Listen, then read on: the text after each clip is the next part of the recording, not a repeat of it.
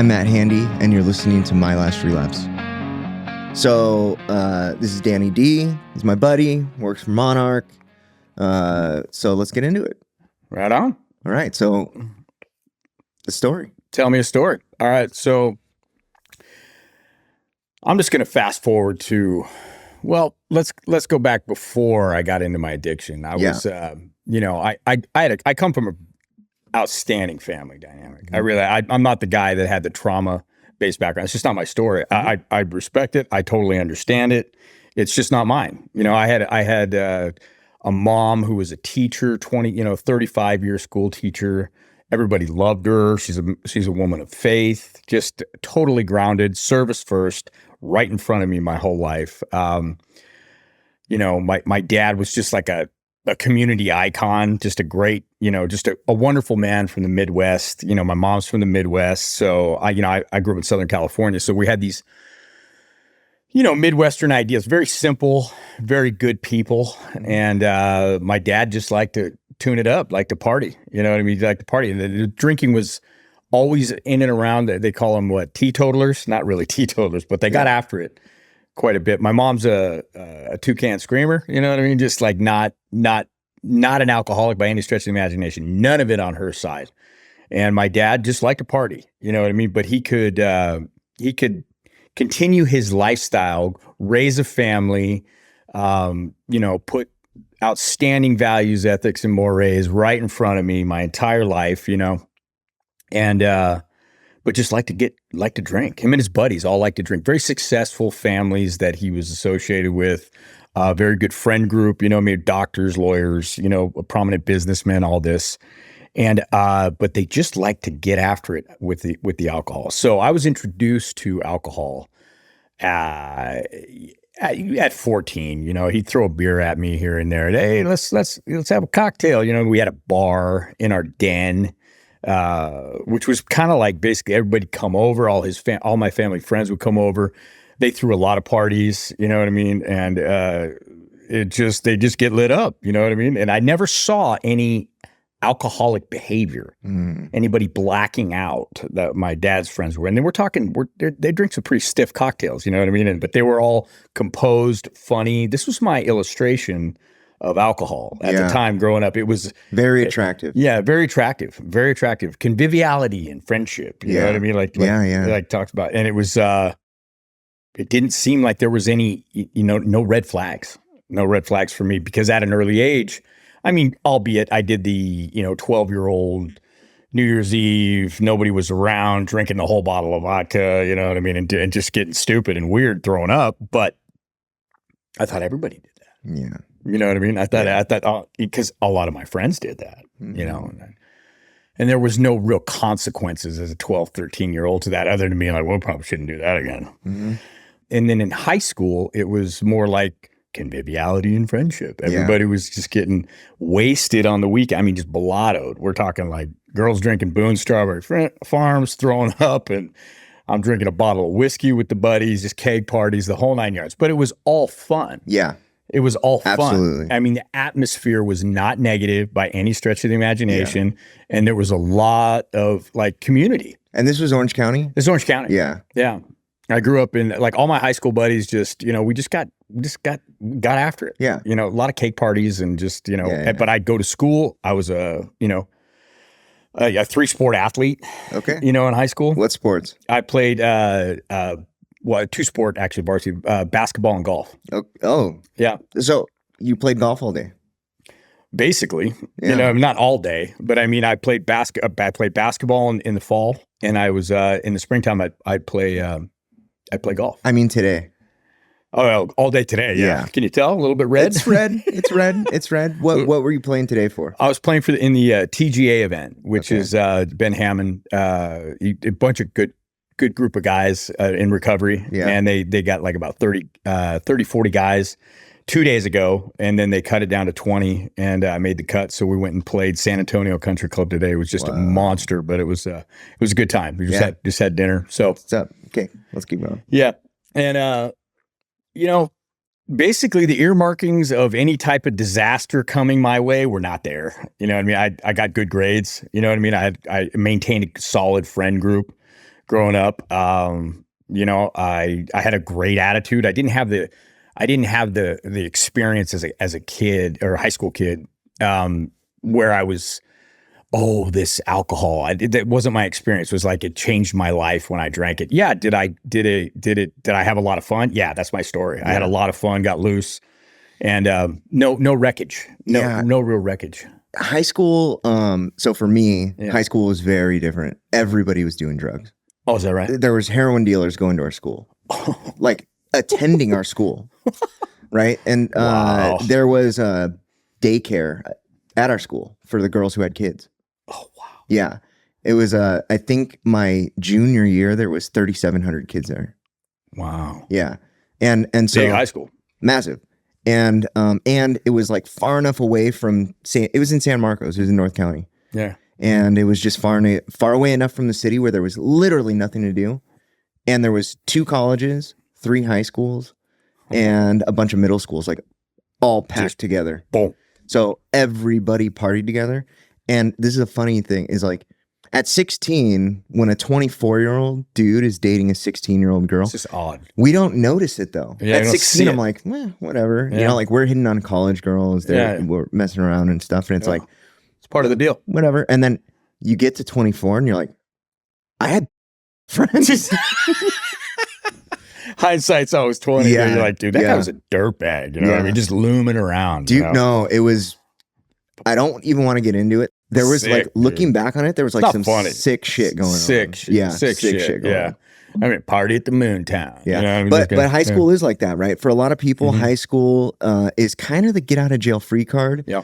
to mess around, right? And there, it is fairly, well, this is not even true for me or my friends either, but fairly consequence free, right? 100%. A lot of my friends were in jail in high school and slamming heroin and doing crazy stuff. But I see for a lot of people, normally it is a very consequence-free time in their life where they can actually make some bad decisions and not have to go through the ringer for it. Really poor. Like very few of my friends were going to juvenile hall. Yeah. You know what I mean? At the time. You know what I mean? The worst it was is they were transferred to like this place called Wintersburg, which was like an extension school. Yeah. And they had to be like repeat offenders, like really angry, volatile, people. But anything drug related was kept. I mean, there was stuff going on at my high school that unbeknownst to me at the time, but I just hadn't been exposed to it. You know what I mean? I had more of like an athlete friend group, and I don't know. I wouldn't call us goody two shoes. We were nuts, but that there was a lot of weed smoking going on. Okay.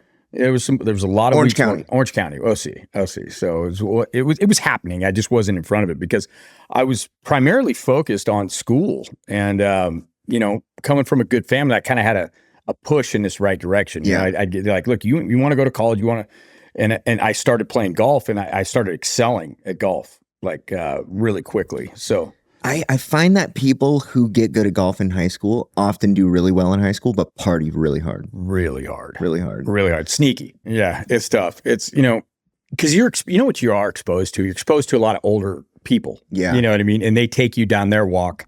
And you get introduced to a lot of things, what I mean, that are not normally around your high school. So you're hanging out with like literally people like in middle age that are successful. Successful. That's what I was going to say. You know what I mean? Normally successful. Normally successful. That they're just in a party phase.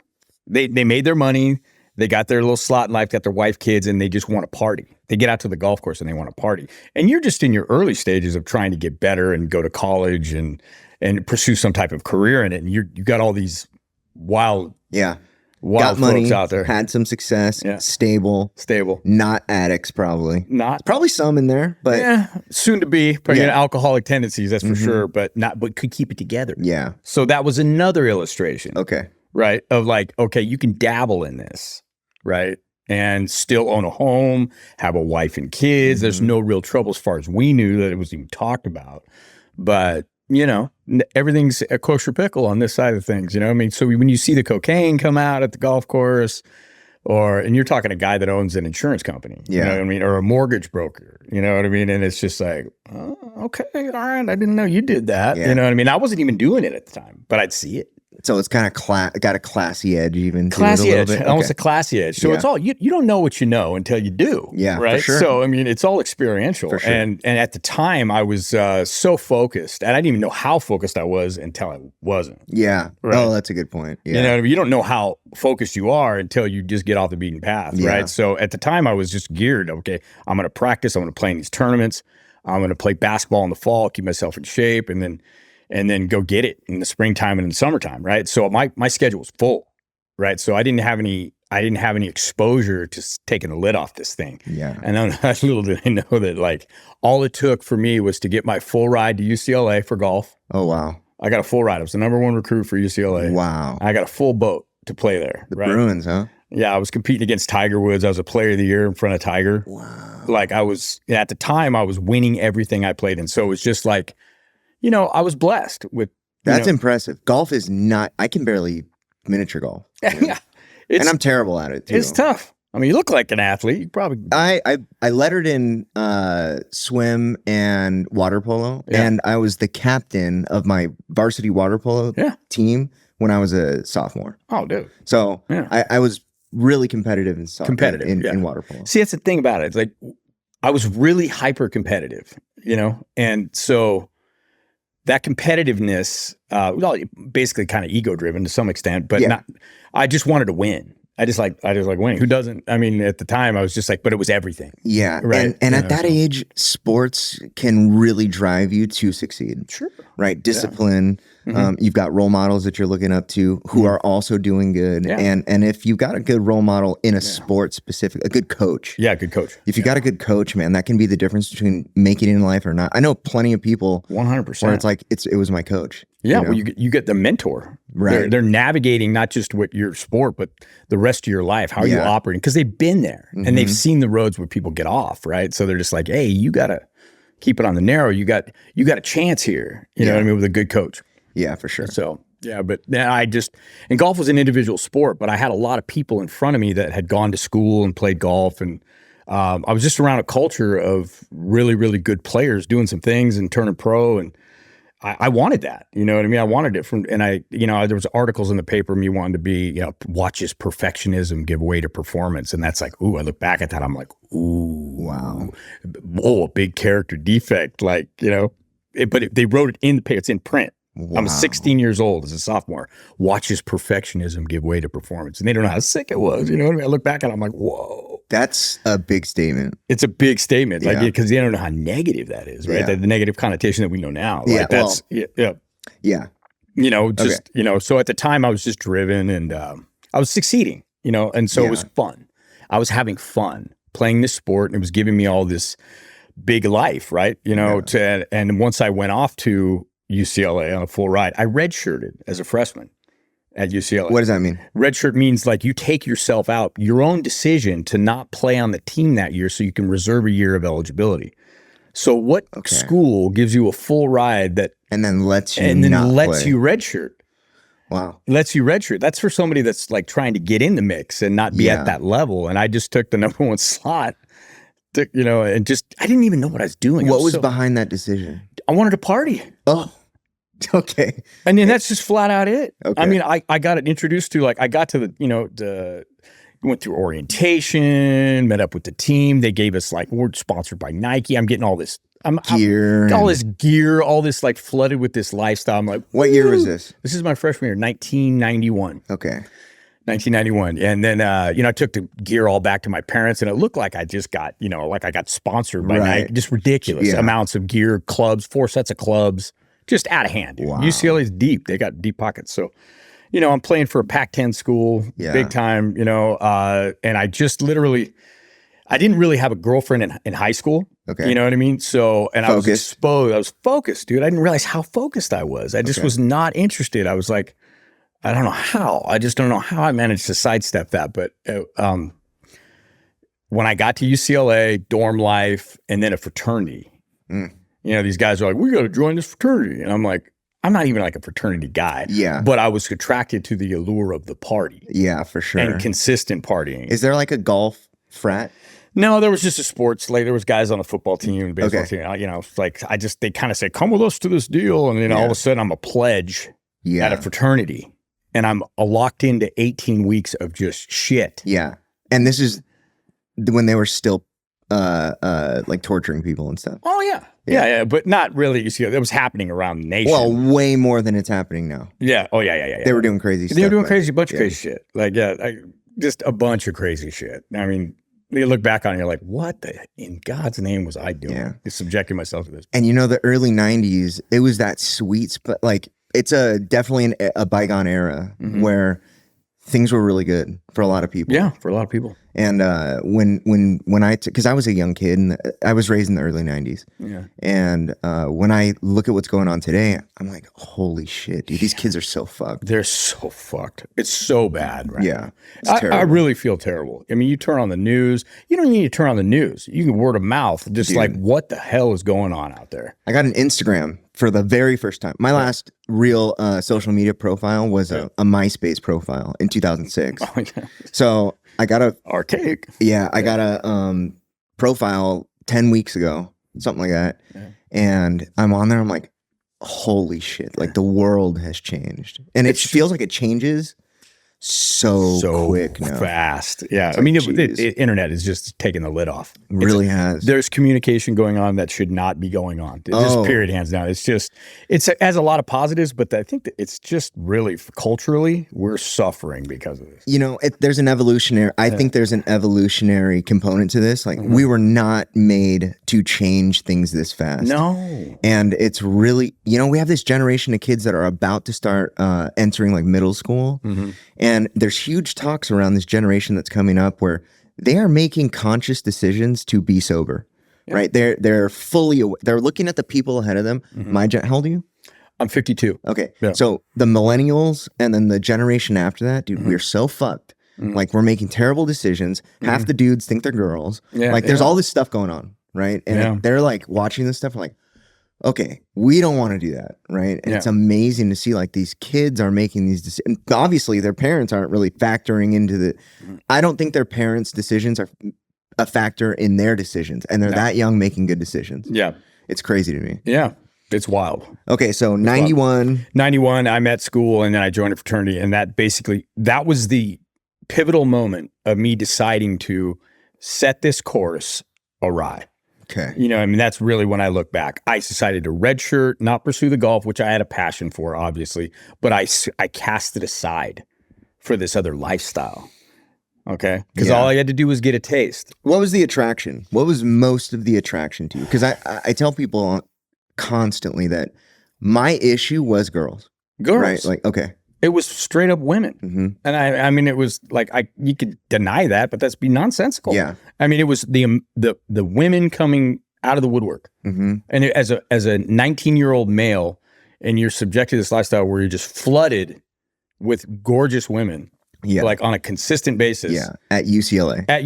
Which, in the early 90s. Yeah. We're talking like Deion Sanders type lifestyle. Yeah. You know what I mean? Realistically, like, and they're literally coming to your door every weekend.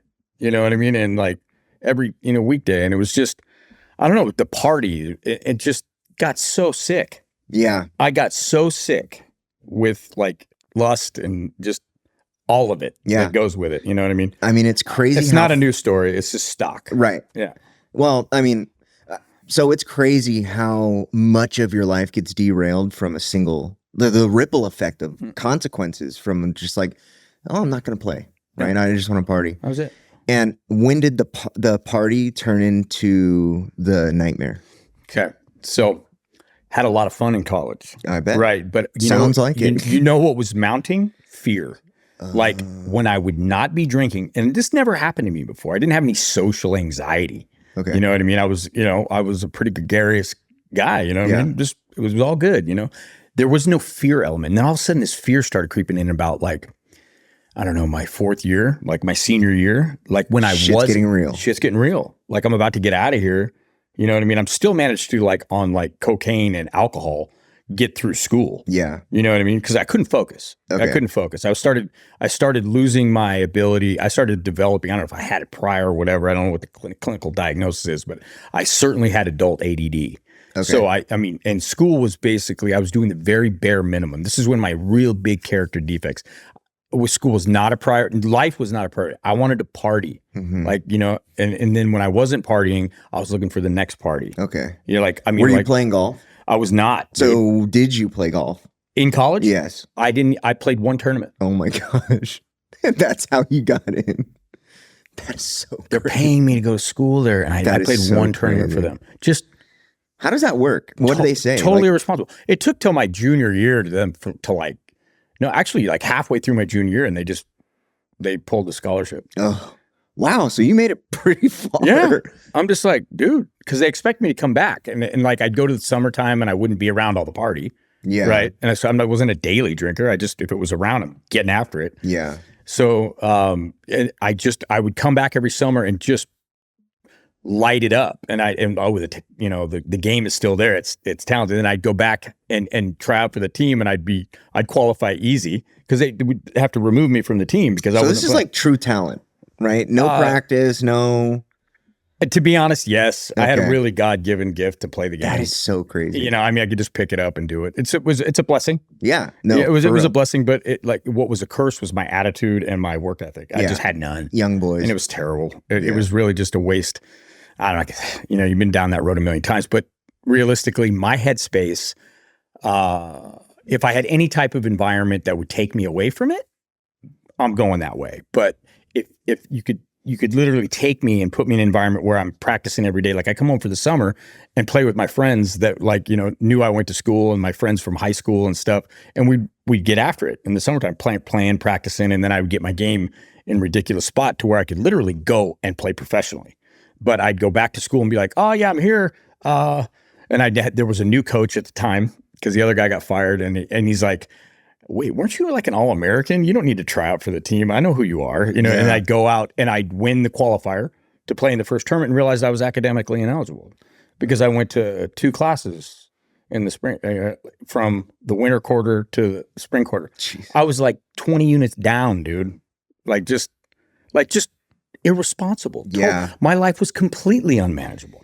So was it that you didn't have the parentals kind of guiding you, and this is just exactly you? It was just me. Okay. Left to my own devices, I was a circus.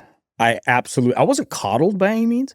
I think the disease had run by me. Okay. And to where like any responsible gene type of decision making was out the door. Yeah. And I was constantly making really piss poor decisions all the time. So really like a high respect for your parents. Oh, mad. Okay. They're 2 wonderful people. Yeah. Wonderful people. And then you get your freedom, and this was your decisions. This was all my decision. Okay. This is all my decision. Okay. I mean, there was an element to where my dad would like, you know, when we'd play, I did have a little bit of trauma because he was kind of like my biggest fan, right? But he was trying to live vicariously through me. Okay. Right. So if I didn't play well, there would be like an argument, like what happened. So that was there, but I don't son of a good athlete. Yeah. The son, you know, and he did have that. And it was like to the point where I didn't want to play golf.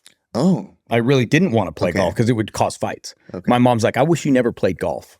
And she would say things like that. So was it like a level of fight? Was it you and him fighting, and then your mom was on the peripheral, or? Yeah.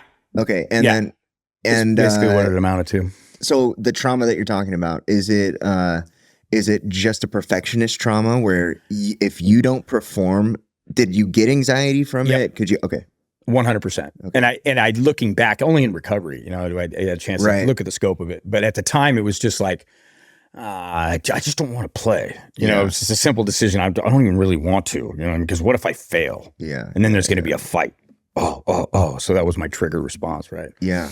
Trigger, I hate that word. It's just something that causes a feeling, right? That word. Yeah, I have a disdain for that word. Okay. I'm sorry, but it's I mean, I just talked to Dr. Shaw about this earlier.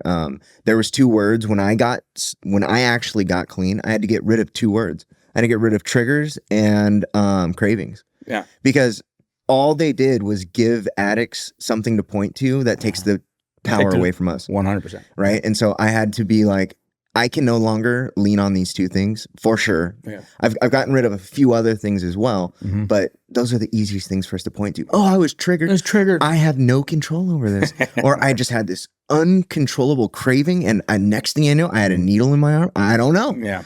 And it's dismissive. Like, dude, it's very dismissive. And I understand it's like the scientific community had to attach a word to something that they can't fully define. Right. So there's a gray area there, but for me personally, I'm with you. For sure. I can't go down that road, and I just found myself saying it. But nonetheless, it was an action that was eliciting a response for me down that road. Yeah. You know, just the idea of playing golf and failing. And it carried with me through my life. Yeah. Through my life. And it was really, really powerful for me. And like at the time, I'm just like, just put your bootstraps on. You can do this. But I never dealt with it. You know what I mean? I never dealt with it. And because I was the guy that, you know, I literally was a player of the year in front of Tiger. I couldn't see anybody do. Did you play with him? I played with him. Yeah. Wow. Played with him, against him. You know, one of the story is like we were down at Junior World, which is like 300 of the best players. And I'm 18 years old. I haven't gone to UCLA yet, right? Yeah. 17. And he'd won Junior World like 4 times in a row, about to win his 5th. You know, I'm playing in it. I go down there and I'm leading after the first round, right? I shot 69 and at Torrey Pines, right? Whoa. At Torrey Pines in the wind, you know what I mean? And the next, what do? Everybody in that tournament, Matt, stayed at Torrey Pines. I hopped in my car, drove home to Huntington Beach because I needed to go drink 12 beers in the jacuzzi with a couple buds. Yeah.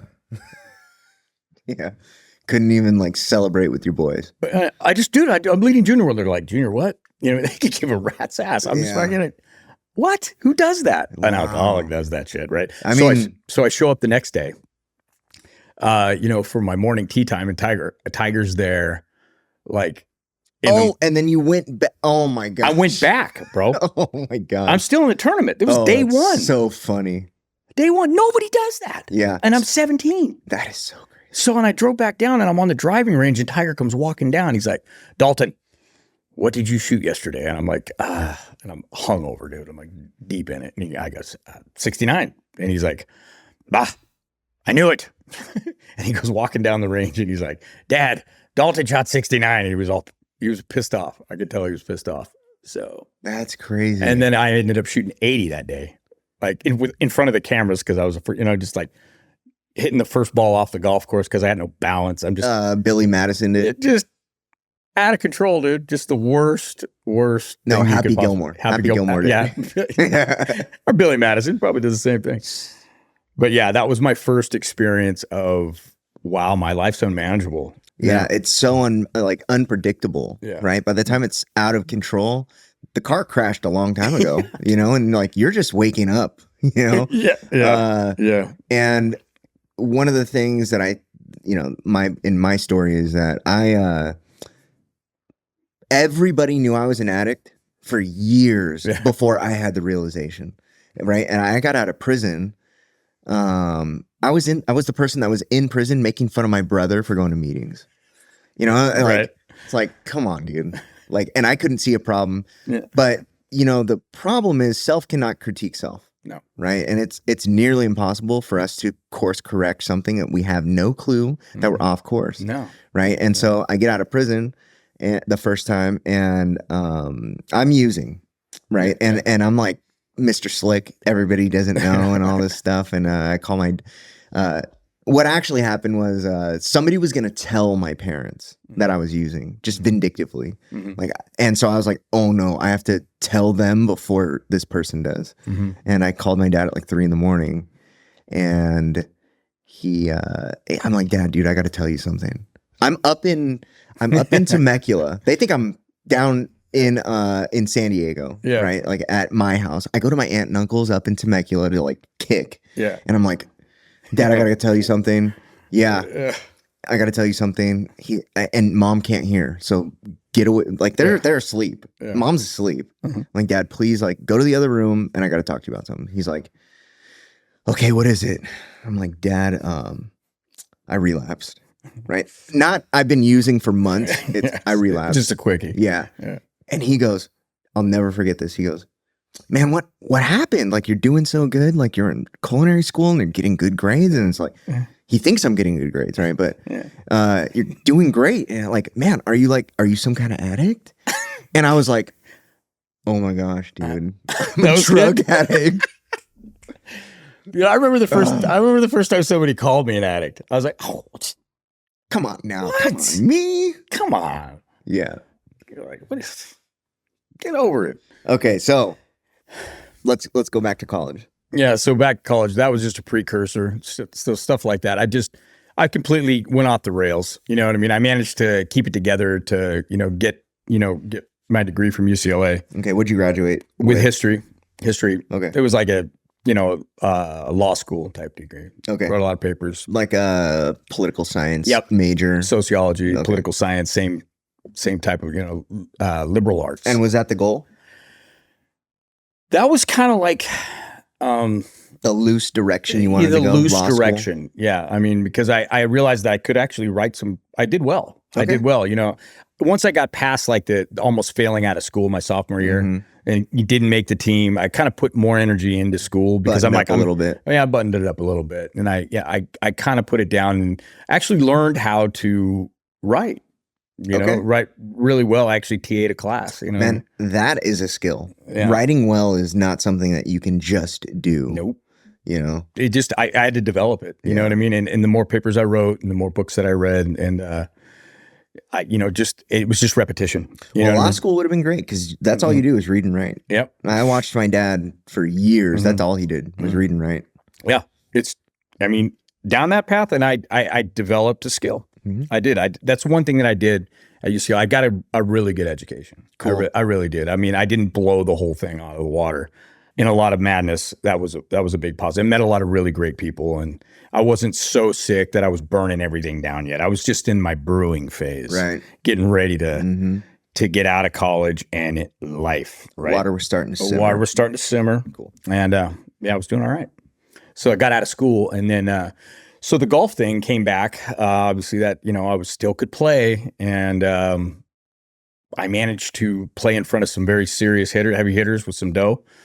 And, I did my thing, you know what I mean? They're like, we want to sponsor you because you're just wasted talent here. This is crazy. Let's send you overseas to the Australasian tour and let's set you loose. Is that the Japan, the tour that Japan is a part of? No, Japanese tour is one tour, big one. Okay. And then there's the Asian tour, and then there's the Australasian tour. There's a lot of really good worldwide tours over there. So they sent me over there to get a worldwide type game and just polish things up, you know what I mean? And they sent the wrong dude over there. Australia. Yeah, no.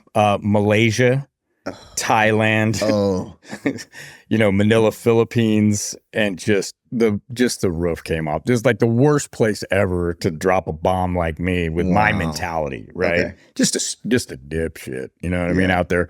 I had a boatload of talent, but because I'd go play well and then I'd go to the bar, right? And people would be like, Dalton, what are you doing? What are you doing here, dude? I'm like, this is what we do. What are you doing? What are you not doing? Let's go. And just, so basically it ruined it. It ruined it, so it was a very short stint. And how short? 5 months. Okay. And how long is the actual, it's a year-round tour? Yeah. It's like, the tour's 6 months. Okay. And I was there I think I was there like 3. I was in and out. Just and I had all of this opportunity to go just polish the game and get it done. And I just could not get it done. The wheels fully came off. Because, I just couldn't. Fear had crept in. Okay. You know what I mean? So I'd go play really well, shoot 66 or 7, just solid, put myself in position to do some damage and then get wasted and play pie gal and do nefarious things all night. And then with the morning tea time and just smelling like cocktails and with an hour sleep and shoot 76. You can't do that. Yeah. But I did it 3 out of 5 weeks in a row. And then it's just this is just unmanageable. So I hightailed it, came back and said, I can't be here. Of course, I blamed it on the environment. For sure. Yeah. As any good alcoholic would. Oh, yeah. Got back here and I lost my identity. Okay. Right? So my persona, my value, my worth, I didn't realize how much I'd put in it. In the golfing. Into this idea because I couldn't go anywhere, dude, without somebody asking me, how's your golf game? Still today. Still to this day. Okay. Because of my early experience and success. Yeah. With, guys like Tiger and what I'd done prior. I still can't go anywhere with people that ask me, how's the golf game? So I didn't want to hear that anymore. So I just ran from it because Okay. I didn't want to take any responsibility for what I'd done. A lot of shame, a lot of guilt, a lot of fear. All the stock makings of just, ooh, we are about to have a volcano right now. So, all of this. So, falling from grace, all this expectations of like falling. My ego's telling me I'm supposed to be, my arrogant self's telling me I'm supposed to be this person, and I was becoming this person, and everything in between. Well, we got to introduce methamphetamine into that situation. Perfect. Just a perfect idea. Just a little bit of meth. Just a little bit. Make it better. Just, you know what I'm saying? Yeah. Just a smidgen. Okay. Just to clear my head. Cool. Give me some focus. Yeah. It actually worked. The focus? Yeah. Oh, yeah. It was out of control, dude. Like, I mean, out of control. So I thought I had a wonder drug. Yeah. I mean, a lot of people think that when they do meth for the first time. Like, what? And I don't know. It seemed to make my life manageable because I wasn't getting blackout wasted anymore. Okay. All right. And like, I mean, the logic tracks. Yeah. Right. Because I ruined my life over this, and now this isn't happening anymore. This isn't happening anymore. Yeah. And that's basically a simplistic mind that I had, the juvenile mind. That's all I was trying to hold on to because I was destroying myself with this alcohol thing. So when you came back, where'd you go? I went back home to Huntington Beach. Okay. And what year is this? This is 1998. Oh, wow. 1998. So the drug wars had started. Yes. Okay. Yes, the drug wars had definitely started. Yeah. So were you around any of like the P9 guys? Oh, yeah. Okay. Oh, yeah. All right. Yep. Okay. Yeah. That's the culture I dove into. Yeah. Okay. All of it. In Costa Mesa, all of it. So I became a card carrying member of the meth community and the underworld, for 6 years. When people think about Orange County, unless you're plugged into that or have like experienced the California prison system, they don't connect those dots. Nope. And one of the biggest, most like heavy hitter prison gangs in the California system came from Orange County, right? And I'm talking about like held the keys for the big dogs. Yep. Right. And there's some incredible name recognition that came out of Orange County 100%. from that time period that, I mean, it still holds. It still holds. It still holds. They'll still tell the stories. I mean, like it's very serious. So, but I was around that dangerous element. I dove right into it. Like, I wasn't necessarily doing everything I do, but those people were around me all the time. So, I mean, you can't not. If you have money and you're willing to go into it and they're not going to push you away from it. Definitely not. They're definitely not. So I just became like I paid my bills. Yeah. You know what I mean? So they loved it. They loved hanging out. Yeah. Those kinds of circles are funny too because they either accept you or they fucking use you. Yeah. Either or. Right. And so it was 50-50 with me probably. Okay. You know what I mean? Okay. I mean, probably. I mean, were you committing crimes with them? Nope. Okay. No. For sure. Yeah. That is a slippery slope. Very slippery slope. Crimes with those dudes. It's really crazy. Yeah, I wasn't doing that. That's one element. I had a moral compass to some extent. It was getting beaten down by the methamphetamine. That's for damn sure. It was doing a number on me. You know what I mean? So I had just, perennial use of this stuff. It was changing me as a human. And I'm like, this is wild. And I just relegated myself to it. You know what I mean? This is how I became very dysfunctional. Obviously was a daily user, so I couldn't function at all. Yeah. You know what I mean? It became like my ability because I could walk around and look normal. Yeah. For albeit, you know what I mean? Until you just use a little too much, but primarily until you're trying to lick your ear. Yeah. Yeah. Meth is an interesting drug. Yeah. It is one of the only drugs that I'm thoroughly convinced can take your soul. Right. Yeah. It is a very scary thing to watch. A very good person turn into an extremely shitty, dangerous person with just the introduction of meth. Just the introduction of meth? Yeah. It is a door. Yeah. 100% a door. And I could feel myself coming because I like spiritual warfare going on. Oh, yeah. Every single day. It was like, oh my God. Dude. Yeah. Because all of the elements of the meth world were playing in my head and like constantly going, this is not me. And then it was just a tug of war. Okay, spin the pipe. Yeah. You know what I mean? Yes. So, and then it's just, I'm relegated. This is me. I can't, first of all, I can't function without it. So let's just talk about that. And I can't foresee getting sober because when I stop, I can't think. I think I've fried myself. Yeah. I think I'm done. I think I'm cooked. There's all of these elements specifically with that drug that it hijacks your personality, right? And then what it actually does to your brain, the chemical effects of methamphetamine on your brain are so tragic when you look at like the holes that people say that they're burning holes in their brain, but it deadens the actual matter in your brain. So you see those scans with like the black parts of people's brain. It's not a hole. There's brain matter there. It's just completely dead. It's not active. Dead. Yeah. Right? That's scary. It's so scary. It's so scary. It's so scary. And there are a small amount of people that will never recover fully. Yeah. Right? You know, it's and I saw them. Yeah. On a consistent basis. And I knew I was going there, but I couldn't stop. So, I mean, I was powerless and I knew it. I knew there was a rough road to hoe. I just didn't know what it looked like, but I'd go back to spinning the pipe. And then all of a sudden, there was I don't know what it was or how I got injured. I got in a car accident, and I went through a bottle of pills, and here I am on methamphetamine every day, and I get done with the pills, and I was just hanging out with, some degenerates like myself, and I'm like, they're like, dude, you look like you're dope sick, and I'm like, I don't even know what you're talking about. What do you mean? Like I just feel like shit. I don't know what's going on. It's bad. It must be bad meth. And they're like, dude, hit this. And it was a little blue pill, and they were chasing it along the foil, and it was Roxy's the first time. So it was my first element. I took a hit, and I felt great. And I'm like, oh, this is my new life too. Yeah. So now I'm dually. Whew. And here we go. Yeah. So and then that just so I was a dual addicted for 4 years.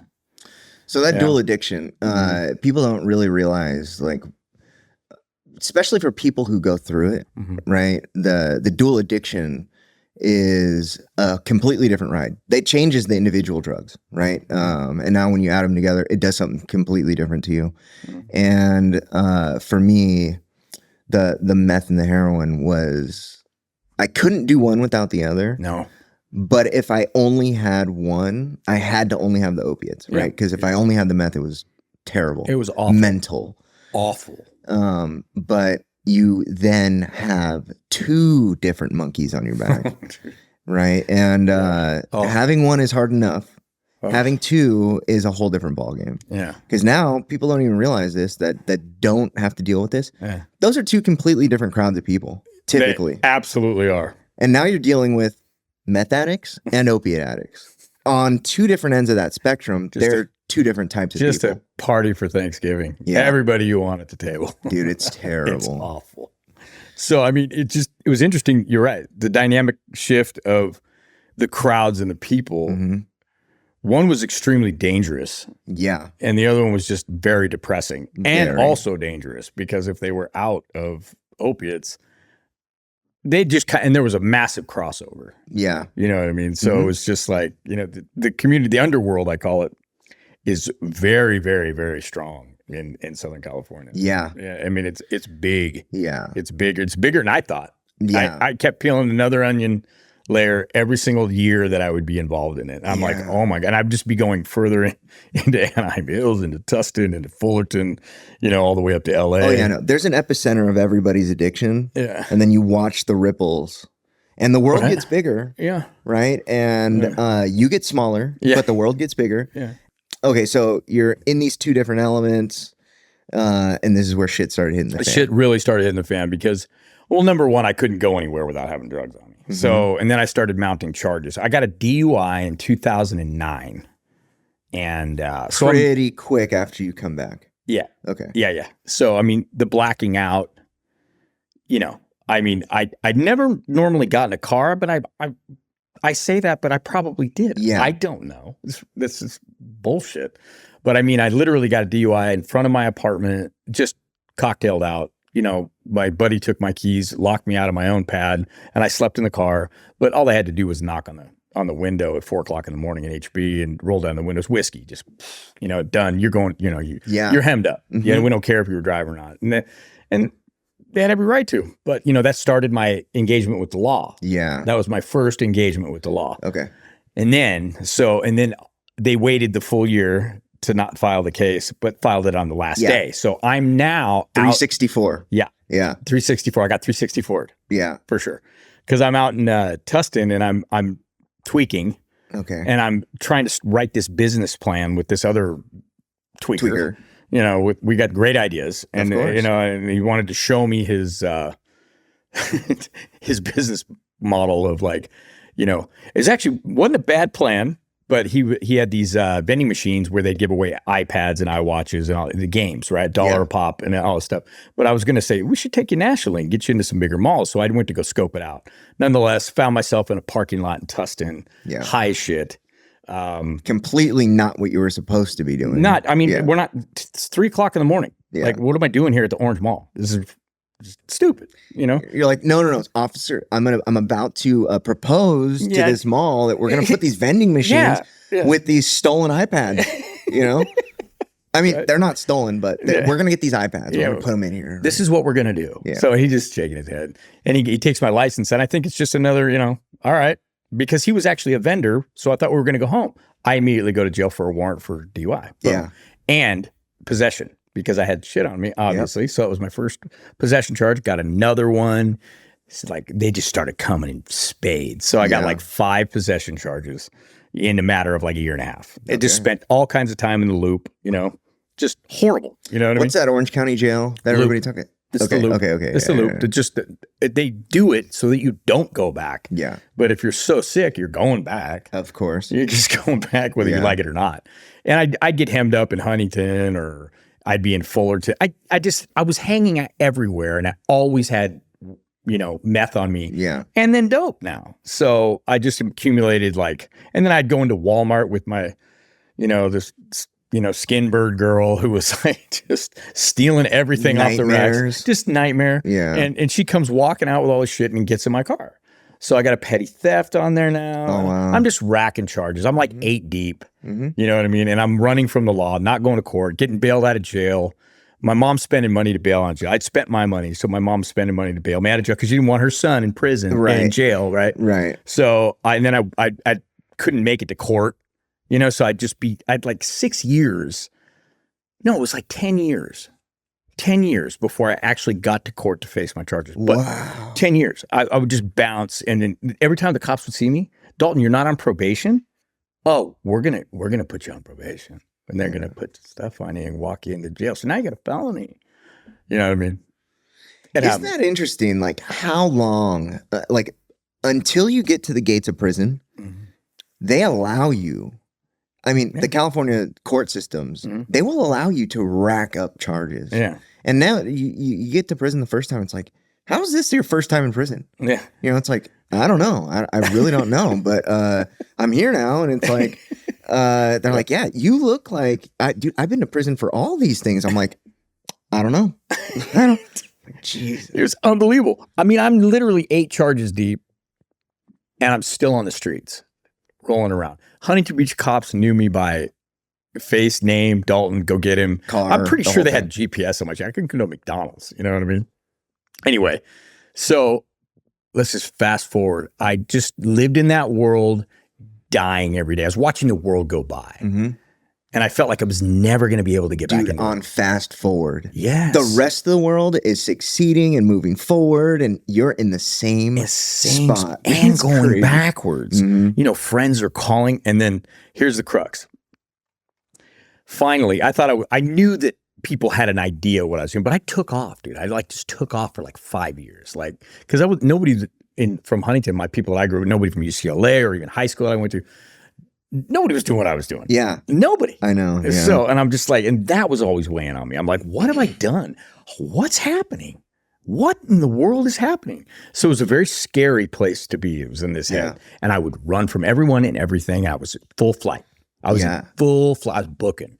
So hiding in hotel rooms in every city, you know, for weeks. You know what I mean? And then by the end of it, it was 2017. Whoa. 2017. So I just went on a sick run for a long time. A really, really long time.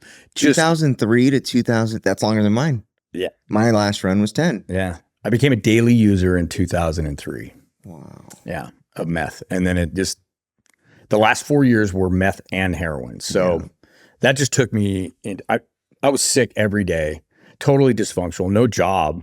So I was on a sick one for a long time. But, you know, I literally was, I went down to help a friend, you know what I mean? Because she got beat up.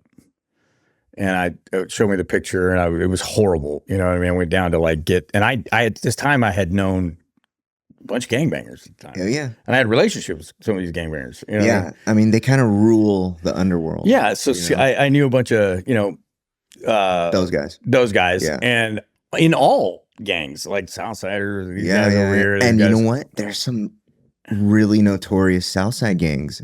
Like from like El Toro and Santa Ana and stuff. Oh yeah, those guys are crazy. Yep. And they've got people. I got people. Yeah. So they were coming over to get this girl because she had stolen all their stuff, and she called me distress call. So I came over and I'm like, I don't know what I'm gonna do. I'm like a buck 50 at the time, wet. You know what I mean? So I rolled up some quarters and I hid in the garage and I popped the guy coming through the door.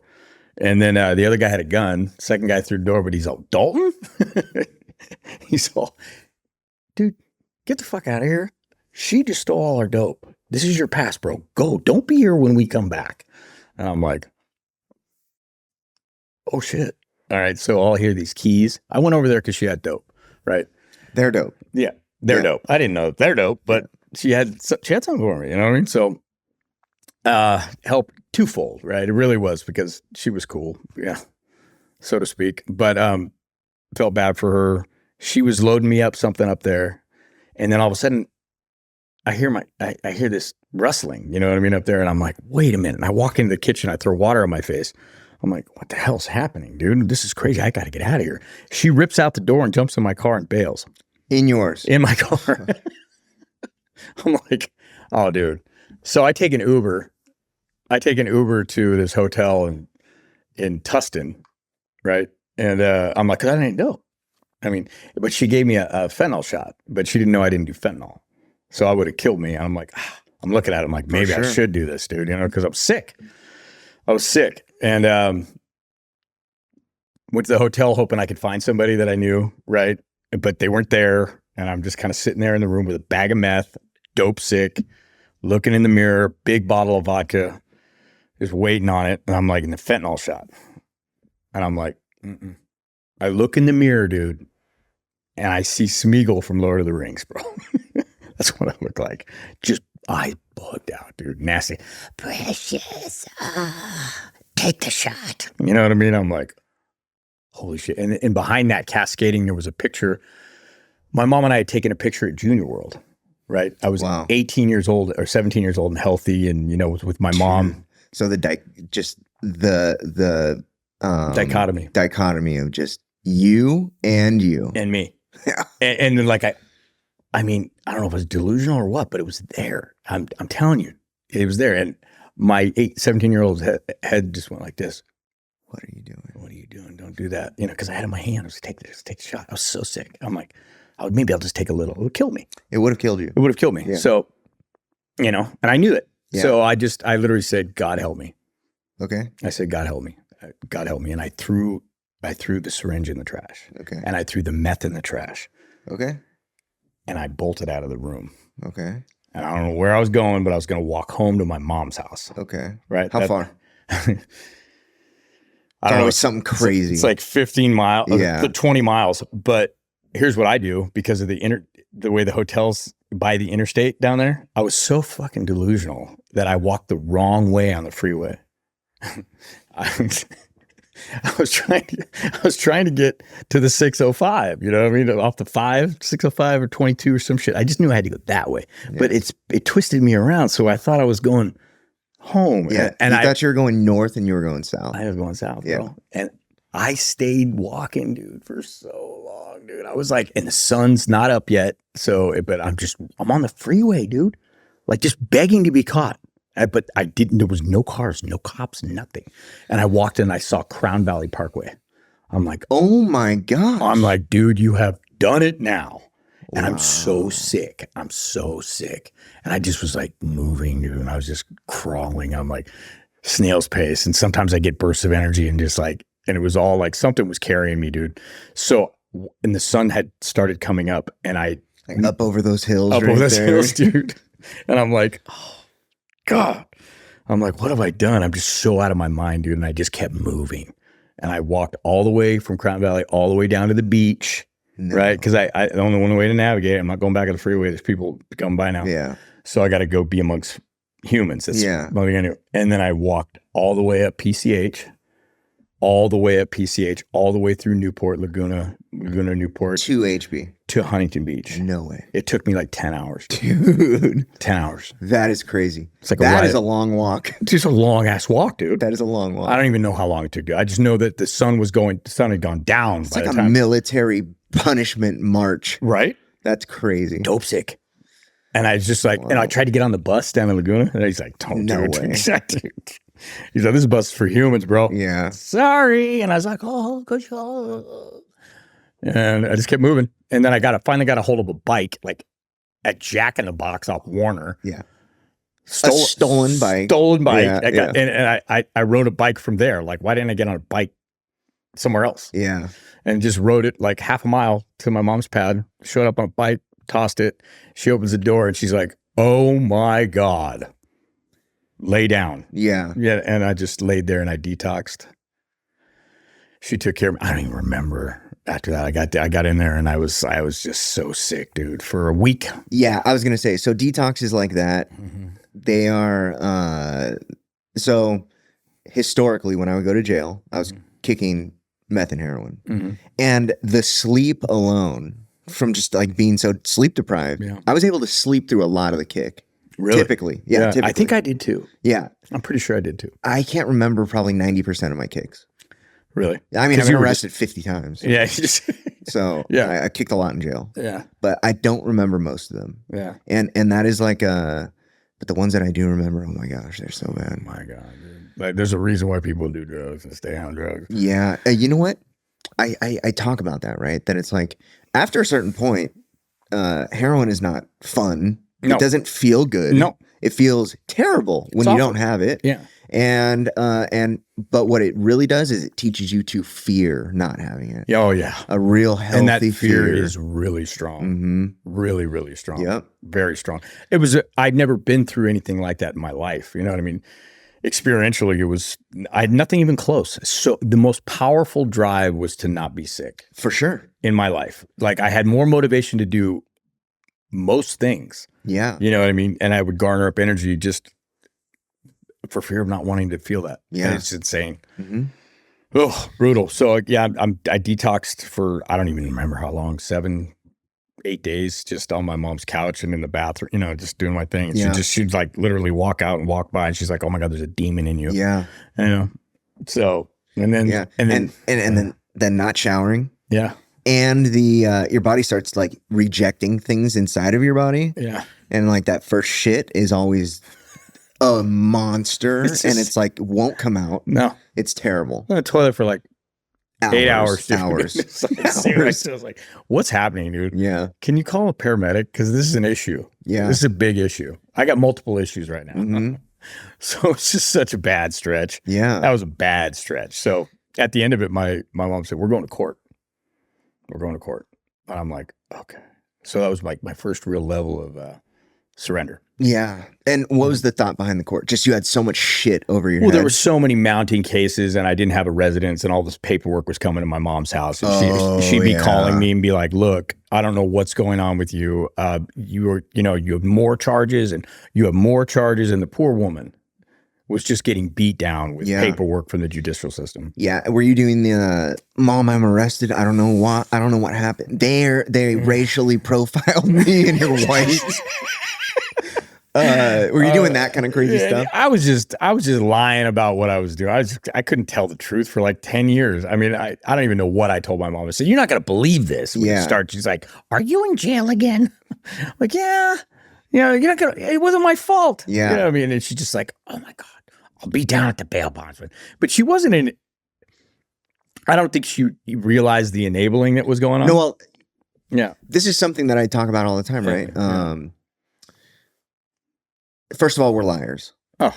Right. And when you have a parent that loves you, like on that level, And they've never dealt with this. Never dealt with it. It's first of all, we can spin people up so tight. It's crazy. Yeah. But they often, when they're unaware, they often love really hard. And unfortunately, the way that they end up loving is it's always with their money and with their time. Yeah. Right. So they spend a bunch of time with a person who doesn't deserve it, and then they spend a bunch of money on somebody who's cheating them out of it. Yeah. Right. And then by the time the realizations happen, for a lot of people, when the realization happens that like this person, first of all, isn't my son, and second of all, this is all false pretenses. They're so angry. They're angry. They're so pissed, right? And that is also a damaging part of a lot of people's recovery is you burn these bridges. They didn't even know you were burning them, right? And it's like you're burning the bridge with them on it, right? And then by the time they hit the ground, you're so lost in the sauce. Yeah. You're just, everything that you say is a lie. Is a lie. You know? Yeah. But the family doesn't know that there is such thing as codependency and enabling. Yeah. And unfortunately, it's like 99% of the way that they love an addict is codependency and enabling. 100%. And I was like, she's such a, it's so difficult, you know, looking back because she's such a loving woman. I mean, so kind and so, you know, selfless, you know what I mean? That she actually tried to go to an Al-Anon meeting and she's like, I can't hear all this. I have too much to deal with you. Yeah. You know what I mean? So it was very difficult for her. And I understand that. So, you know, the net is I went to court and the court, you know, told me that, you know, the judge told me, granted, he's been dealing with me for 8 years. Yeah. 8 years. And he said, Mr. Dalton, I want you to pay attention to something. I was in felony court. Yeah. He goes, I want you to understand that you are by far, are you listening? The most dysfunctional person in this courtroom. Do you understand that, Mr. Dalton? And the courtroom was lined with guys in shackles. Yeah. And I was like, ooh, the judge kind of hurt my feelings. Yeah. He was right. He was right. Yeah. So, and he goes, I wish you the best, Mr. Dalton. We don't think you're a criminal, but we know that you have a very serious drug problem. Yeah. So here's what we're going to do for you. I was facing 7 years in jail. Okay. And then they gave me 90 days in treatment. They gave me a 90-day offer in treatment. Okay. Where'd you go? I went to Monarch Shores. Is this where the name Monarch comes from? No. Okay. That's ironically. Right. But it is, I went to Monarch Shores and that was where I began my journey of abstinence. Yeah. Okay. Yeah. You know what I mean? And the actual freedom from the toxicity for a while and a place where I could change. I could change a little bit. Yeah. You get some space from the old me because I didn't know how to do anything any other way. Yeah. Is Monarch faith-based? No. Okay. No. They're just a good treatment program. Okay. A really good treatment program. It's down in San Juan Capistrano. Beautiful. Yeah, beautiful place. Yeah. So, I mean, I literally, I lied to my probation officer because I was supposed to go to one of the court order ones, but all the guys I knew were in there. And my sentence was, I can't relapse, so I go straight to jail for 7 years. And there was no hiccups based upon my lack of ability to get to court. And they had no lenience whatsoever for me. So those were the conditions. You're either going to stay sober and get through your probation, or you're going to go to jail for 7 years.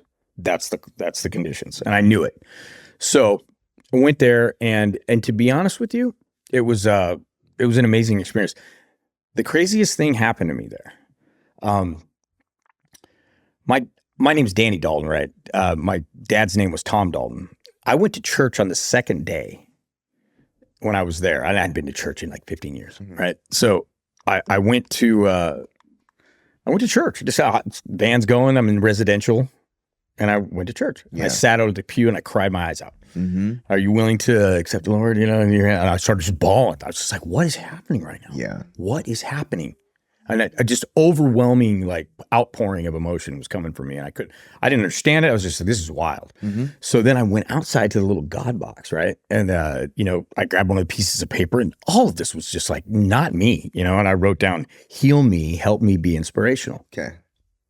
And I walked up to the pastor, and I put it in his pocket, and I tapped him on the shoulder. I said, "Please go to work, bud." And he goes, "Danny, I will. We will.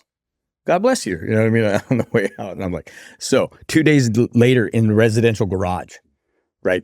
The treatment, we do groups in the garage. Yeah. And there was normally 4 chairs there. All of a sudden there's a fifth chair. I'm not really paying attention. I'm just too ADD. I'm doing the paperwork, just trying to go through what we're doing for the day. And my dad had passed away, which is what sent me on my really sick one in my disease. Okay. And I thought I killed him. You know what I mean? Because he was just a great man. Love, just a really beautiful man. So he died of dementia and diabetes, heart attack, and stroke, just like it all just expired. So the dementia really took him rapidly. And I was there with him at the last, moments, taking care of him on methamphetamine. Yeah. So that was going to kill me, knowing that I'd been that person to my dad who loved me with all of his heart and just gave me all of these gifts and all of these character traits, which I could have carried into a very successful life and did an amazing job as a father, right? I'd done this. This is what I've done. This is what you've done. So that's why I went on a sick one. I got down to 138 pounds in that hotel room. Jesus. How tall are you? I'm 6 feet. Whoa. Yeah. Skin and bones. Skin and bones. Just dying. Flesh gone. Just a demon inside me, Point being, went to Monarch Shores, went to church, did that. I'm in the residential garage, and in walks this guy with a cane. Granted, this 2 days after I just did that thing in church, right? And I'm sitting down, and all of a sudden he goes, knocks the papers out of my hand. He says, "Hey, how you doing, Danny?" Tom Dalton. What? Right? The therapist, I just did a role play with my dad back to back. She goes, "Oh no. Holy shit." She said, "Holy shit, Danny, we have to go outside." She's like, "This is so cool. This is so cool. Do you understand what's happening? That's your dad." It was my dad. It was my dad. He came back, dude, in treatment. Tom Dalton called me Sport. "How you doing, Sport?" And he winked at me. Tom Dalton. Same sense of humor as my dad. Same size, build. Crazy. Same. It's out of control. Yeah. Out of control. But it happened in front of other people. Yeah. And it happened in front of my sponsor now in AA. And it's just, so I ran outside, and the therapist runs out. She's like, do you understand what's going on? This is so cool. She runs over to the guy who was running the treatment center, Derek. And he's like, he looks like Will Smith, just an older Will Smith. And she goes, "His dad is in there. This is so crazy." And he goes, and Derek turns to me and he goes, "Well, looks like we got some work to do." Yeah. Cool as a cucumber, dude. And he was right. He knows it was my dad. He's a faith-based man. He was sent to me to heal my soul. He said, "You know what, Danny, I love you and I'm very proud of you." This man that I don't know, Tom Dalton, right? That's so crazy. Sent to me to heal that space so that I could have a chance immediately after I prayed. Wow. I can see why you never relapsed. For sure. That's pretty powerful. It was the one thing that I needed at the right time. Isn't that crazy? It's so crazy. What changed inside of me after 3 days, he was there for 3 days and then he was gone. Yeah. Nobody knew what happened. It's like moments. So people talk about these God shots, right? Yeah. People talk about these moments of clarity. People talk about and everybody's got their own journey. Everybody's got their own spiritual journey. Everybody's got their own recovery journey. The one thing that I find super interesting is that, I'll speak from my experience. God knows all of us, right? And I tell this joke. I know that God knows me personally because he made me 5'5". Because if I was 6 foot, I'd be a fucking problem. But your problem now, dude. Yeah. I love it. But the small, not even small. It seems totally inconsequential to other people, but the small things that happen to us, these signals, these signs, that touch us in those perfect moments, that changes everything. Changes everything. Right. And we are some of the few people on the earth today that have these real moments. Yeah. Right. Addicts are a special people. They are. And I always tell people, dude, if you can kick this, you can do anything. You can do anything. Anything. It's got to be one of the hardest things that man has ever had to do was quit heroin and meth. Oh, yeah. Has to be. It has to be. I mean, it has to be. I mean, I don't know how to, there's nothing comparable to it. It's something that scars you for life, right? It's like, I get it that maybe a doctorate is very difficult to do. Yeah, tedious wise. but it's on a whole different level. We're talking about something that it becomes you become a different animal. Yeah. It's so hard to explain, right? It's really hard to put to words. It you is. know what I mean? And that's why we can identify with each other. Yes, for sure. And that is the most powerful thing that we have. Right. Yeah. Because knowing that someone, you and I have both been through that, like we're boys for life. For sure. That's just the way it is. For sure. Like kudos, like unbelievable what we were doing. Yeah. And we could just take a cross section of what we were doing and just look across the board and be like, wow. Yeah. Look at us. Oh, and it's like, it's very difficult to sell people on the idea of recovery. Yeah. It's very unattractive to a user. And it's so hard to try to explain to somebody that's still on the other side of the street, like why it's worth it. But, recovery sucks. It does for up front. It sucks so hard. Like shit gets so bad sometimes in recovery. And it's like, I hit those friction points in my recovery many times where it was like, once I hit that friction point, I was like, I'm just going to use again. Yeah. And I did. Right. Yeah. And for a good reason. Like drugs are really good at what they do. Really good. Yeah. They're a really good solution. Very consistent. Okay. So I talk about this, right? I found more consistency in substances than I've ever found in humans. Right. And a lot of why I used for so long is because it is good at what it does. It's really good at what it does. You find peace in a very unpeaceful place. Yeah, you do. And people who hear this that have never people need to understand that. Like there's a reason why the mental space needs to escape. They're going somewhere. Yeah. At least safer than where they're at right now. For sure. You know what I mean? So there's the allure, right? Yeah. But yeah, just the consistency and the comfort. Like there's real comfort. There is. It sucks. Like especially on the back end of this, it's like, I look back, people ask me all the time, do you regret it? Like, do you regret anything? Like, what do you regret? And it's like, I have times in my life where I can point to and say, I was living in regret for sure. Yeah. But on this side of it, it's like, I really can't honestly, justifiably say that I regret any of it because every single painful moment contributed to this person sitting here. 100%. And that is really hard to see, but if you've been through it and you are in a situation like you are right now, like I am, like we are, right? It's the beautiful thing. It really is. Yeah. Yeah. So there was, so that was an experience that gave me, it wasn't going to keep me sober. Yeah.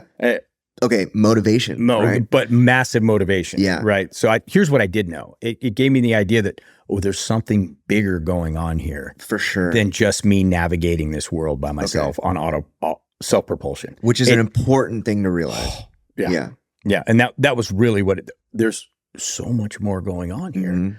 And, and there's an element of something else that is so powerful that it gave me peace amidst chaos. Because you're right. Once we get sober, it's just.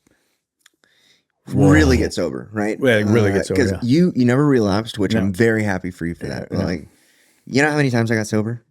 I got sober, I don't know how many times, right? And it's like, there's a difference between getting sober and having your last relapse, right? And that's why I talk about my last relapse all the time. It was the most important thing that ever happened in my life. Yeah. My last relapse was. Yeah. Right? Okay, so you have these experiences and it puts you on a path. Yeah, it put me on a path. So realistically, but I was still so self-centered. You know what I mean? I had an understanding that there was something bigger, a bigger calling. Because after those 3 days, I started connecting to something. I'd go run in the ocean, you know what I mean, every morning. I'd start working out every day, like hard, like working out every day, paying attention in groups, staying away from women. You know what I mean? I don't know where that came from. Yeah. And then I didn't start going to the meetings per se with any type of, I was just more involved in the situation. I was more present. Yeah. I was more present. I wasn't just, the fear wasn't consuming me at the point. Okay. At that point in time. Yeah.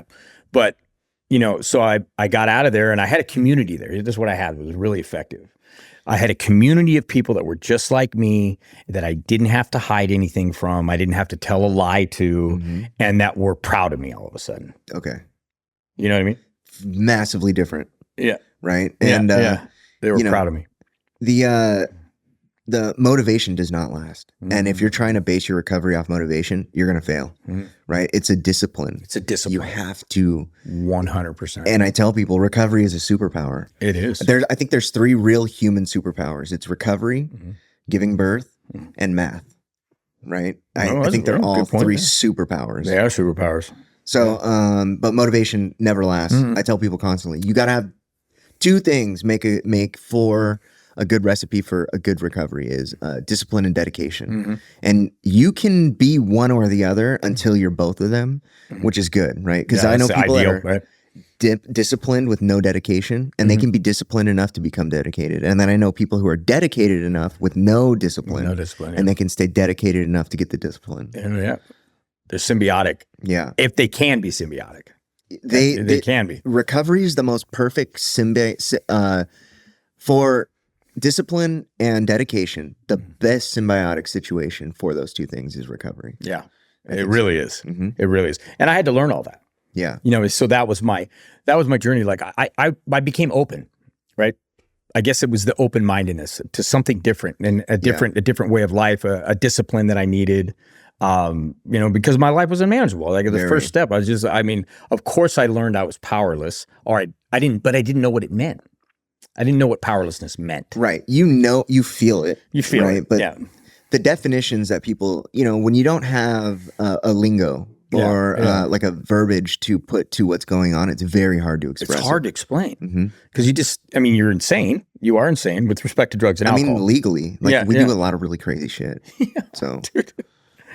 It's like they define it as a lack of proportionate thinking, right? That's very true too. Yeah, it's just with respect to drugs and alcohol, I don't have it. Yeah. I'm just as powerless today as I was right when I walked in that door of treatment. Okay. That's one thing that I do know. Over what? Over substances. Okay. Like I'm just as powerless, but I do have, now I've developed a power greater than myself. Yeah. A relationship with a power greater than myself. Now, everybody can call it whatever they want. For sure. You know what I mean? Like you can call it a group, a discipline, a lifestyle, anything really, as long as it's not just you navigating the world. Yeah. So have I told you about my mentor? So I got this mentor. He's the only Navy SEAL in the history of the world. Oh, you did? Yeah, okay. Yeah. And him and I constantly talk about specifically this, the social calibration of our moral compass. Yeah. Right. It's so important. The group has to guide us, right? Because I know me, right? I know my moral compass is skewed, and I know that I cannot critique it. Because if it is up to me to, especially in those early days, it's like I am so willing. Well, I'm willing to, and have done things that 99% of the world will never do. Yeah. Right. So leave that person to try to guide themselves back into health. Who doesn't know how to be healthy, who doesn't understand what it means to be healthy, he's going to fail. He's going to fail. Set himself up for failure. Yeah. So literally I got out of treatment, and here's the scary part. I lost my community, and I was back at mommy's right place, and I'm 43 years old. How'd you lose your community? Well, I never really developed one per se through like the rooms or, I really wasn't all that plugged in, and everybody that I'd gone to treatment with, I considered my community. Yeah. So you were insulated in treatment. Insulated. And then after you left, nothing. Nothing. And then that was, I was told to go get plugged into a program. Yeah. And go to find a home group. And I didn't do it right away. Okay. Right. So, but then guess what kept creeping in? Fear. Yeah. Anxiety, depression. My emotional state started getting all over the barnyard. I was I was generally unhappy, and I could feel it coming. The disease of alcoholism was coming for me big time. I was suffering the bedevilments of life. And they were hitting me heavy. Couldn't think straight. You had that impending doom. Yes. Okay. 100%. Okay. It was on me like just so heavy. Okay. And I'm like, oh, here we go again. How long did that last? It lasted about 2 weeks. Okay. And I knew the obsession was coming. It was coming. I'm like, it's directly linked to that. Yeah. Right. So, then I learned that in the rooms, you know what I mean? With the book and in the rooms, I learned that, I have a physical allergy. I do. I have an obsession of my mind, and I have a busted spirit. Yeah. A total decayed, right? It's just busted. It's broken. I see alcoholics who the drug journey is much different than the alcohol journey. Yeah. I'll say that. And I see these alcoholics, I feel bad for them because it's socially acceptable to drink. Yeah. Easily accessible. You know, drugs are a secret society. Oh, 100%. And so, but people don't understand the toll that it takes on your soul. Oh. The drugs, right? Oh, yeah. It's so dark. It's incredible.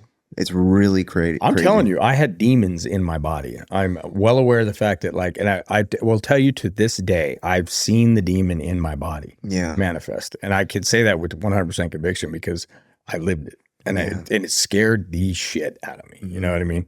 But I lived with it.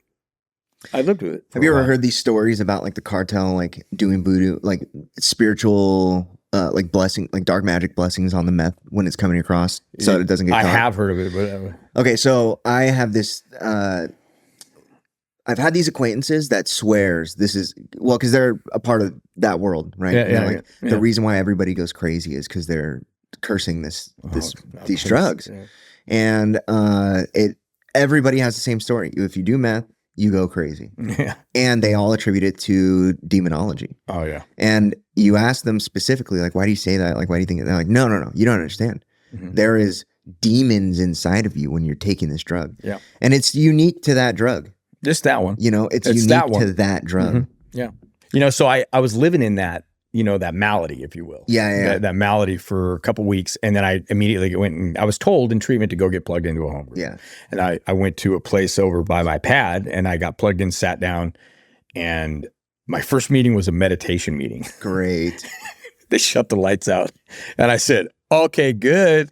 Deuces. Good night. I'm not about it. You know, and I walked outside and this guy grabbed me by the arm. I was like, dude, they're not all like this. Yeah. Chill, you need to go back in there because you look like you're about to go do something. You're on the edge, man. You do something stupid, you know what I mean? Yeah. So I said, oh, really? Okay. So I made my way back in, and all I did at that point was sit in meetings. That's all that I did. You know what I mean? It's just how it rolled out for me. And I just lived there. I lived there and I would hit 2-3 meetings a day, go home, and then take a nap because I was exhausted and like the disease was on me, right? Mm-hmm. I hadn't experienced any real change yet. Yeah, so just straight white knuckling abstinence. White knuckling just to the bone, not realizing I'm white knuckling. Yeah. But I wasn't working a program. Yeah. I was just there. That is such a good point. It's like, how many of us experience that? It's like the white knuckling part. Oh, yeah. And it's just an ignorance. We don't know that. Ignorance, yeah. You know, I mean, you don't know. Like I said, we don't know what we know until we do. But I managed to stay there and stay sick until I started doing the work. Okay. At about 4 months, you're right, just hanging on, and then not really doing the work with some resistance. Yeah. With some more resistance some days than others. Was it reservations? Reservations. Okay. Like reservations, because I mean, I'd heard my story. I realized that it was the identification. Yeah. That really helped me out. But I didn't know what willingness looked like. Yeah. You just say you got to be willing, but I didn't know what willingness looked like. I wasn't really that dedicated yet. I should have been more desperate, right? Okay. I should have been more desperate based upon where I'd come from, right? Yeah. Are you on probation? I was on probation. Okay. What was your tail? How long? 3 years. Okay. So, but I stayed sober. I lost it after 1.5 years of staying sober. Good time. Yeah. Yeah. Just boom. But, you know, they were checking in on me, but he realized I was going to meetings. I was doing the deuce, supposedly. But to be honest, I had 1 foot in and 1 foot out. Yeah. I was just stuck guy. You know what I mean?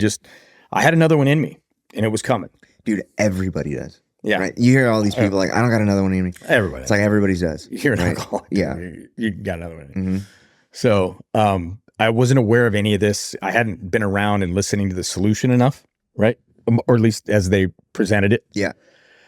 And I started getting really sick. And, you know, I was on my way to get a bottle, you know, and once again, one more time, God intervened and this guy stopped me and said, hey, bro, where are you going?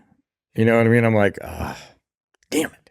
You know what I mean? Because I was bottle, bag, dead. Yeah. Because I would have put fentanyl. There's no heroin anymore. So I was just like, I would have been, that's a death sentence for me. Mm-hmm. You know what I mean? Because I will go through my chain of command. Yeah. You know what I mean? It's just my drug bone's connected to my alcohol bone. For sure. It's academic and I know it.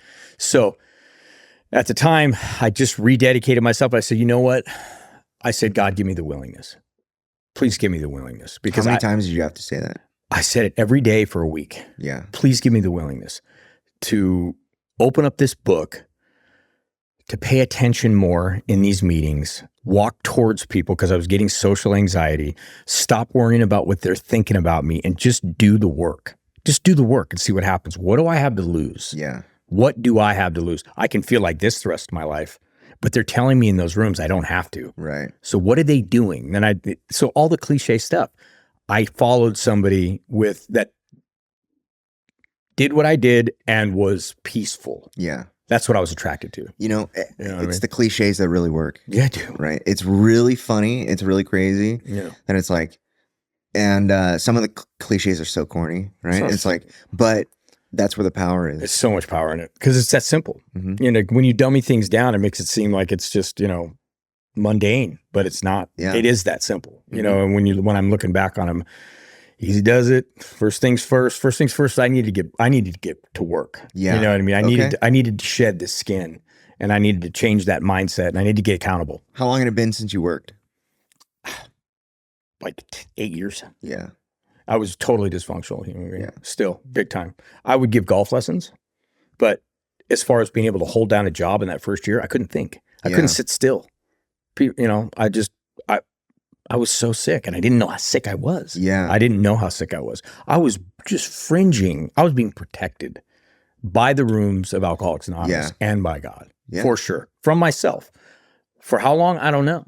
But he would give me so much pain, allow me to have so much pain and self-centeredness that I finally started praying again. You know what I mean? Like I did with diligence before. Like I meant that in that room. Like, God help me. Yeah. That was a soul surrender. Yeah. Everything, you can have all of me. And then it went away. Yeah, of course, because motivation doesn't last. No, like to your point. Yeah. It just didn't last. Mm-hmm. So the desperation was gone. Mm-hmm. I had the heat off from the family. They thought I was staying sober. Oh, Granny's doing great. He's going to these meetings.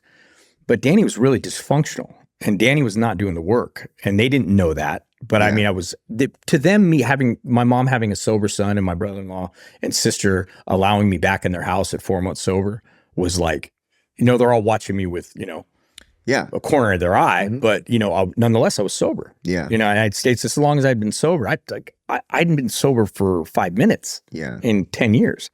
You know what I mean? So to them, it was a big deal. And so I got busy. And I got into the book, and then I worked my steps, and I started changing. I had this experience of change, and I felt better. I can't explain that. It's just my spirit was lifting. Yeah. I was in less fear. Okay. I started to have a peace and calm and clarity about myself that I hadn't had since I was 18. Yeah. Like I was starting to get my personality back. Great personality, by the way. Oh, mine? Yeah. Well, I mean, I was like this when I was young. Yeah. And then I was completely different. Gone. Mm-hmm. So, and my eyes were black. Mm-hmm. For 8 years, my eyes were black. And they were like, that's the first thing my mom said. She says, your eyes are blue. They're blue again. You must be sober. I'm like, I guess so. Yeah. I forgot about those eyes, There's that demon.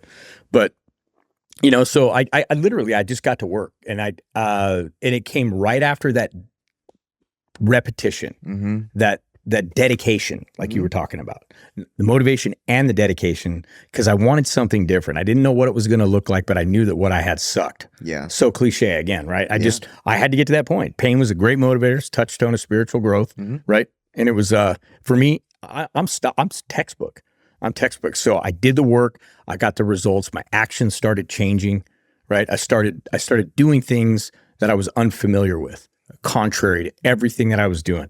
I got busy with that sponsor, and he walked me through the pace. I started developing a relationship with God that I have, so important. It's so important. It's just like my faith is everything, right? And the foundation of that, self-searching, leveling of pride, and confession of shortcomings. Just shed the old skin. Yeah. Get accountable. Who are you really without these drugs and alcohol? Yeah. Who is Danny? Right. And I started to ask these questions, and I started liking the person I was becoming. Cool. It was very attractive to me. Like, because I didn't know who I was. Yeah.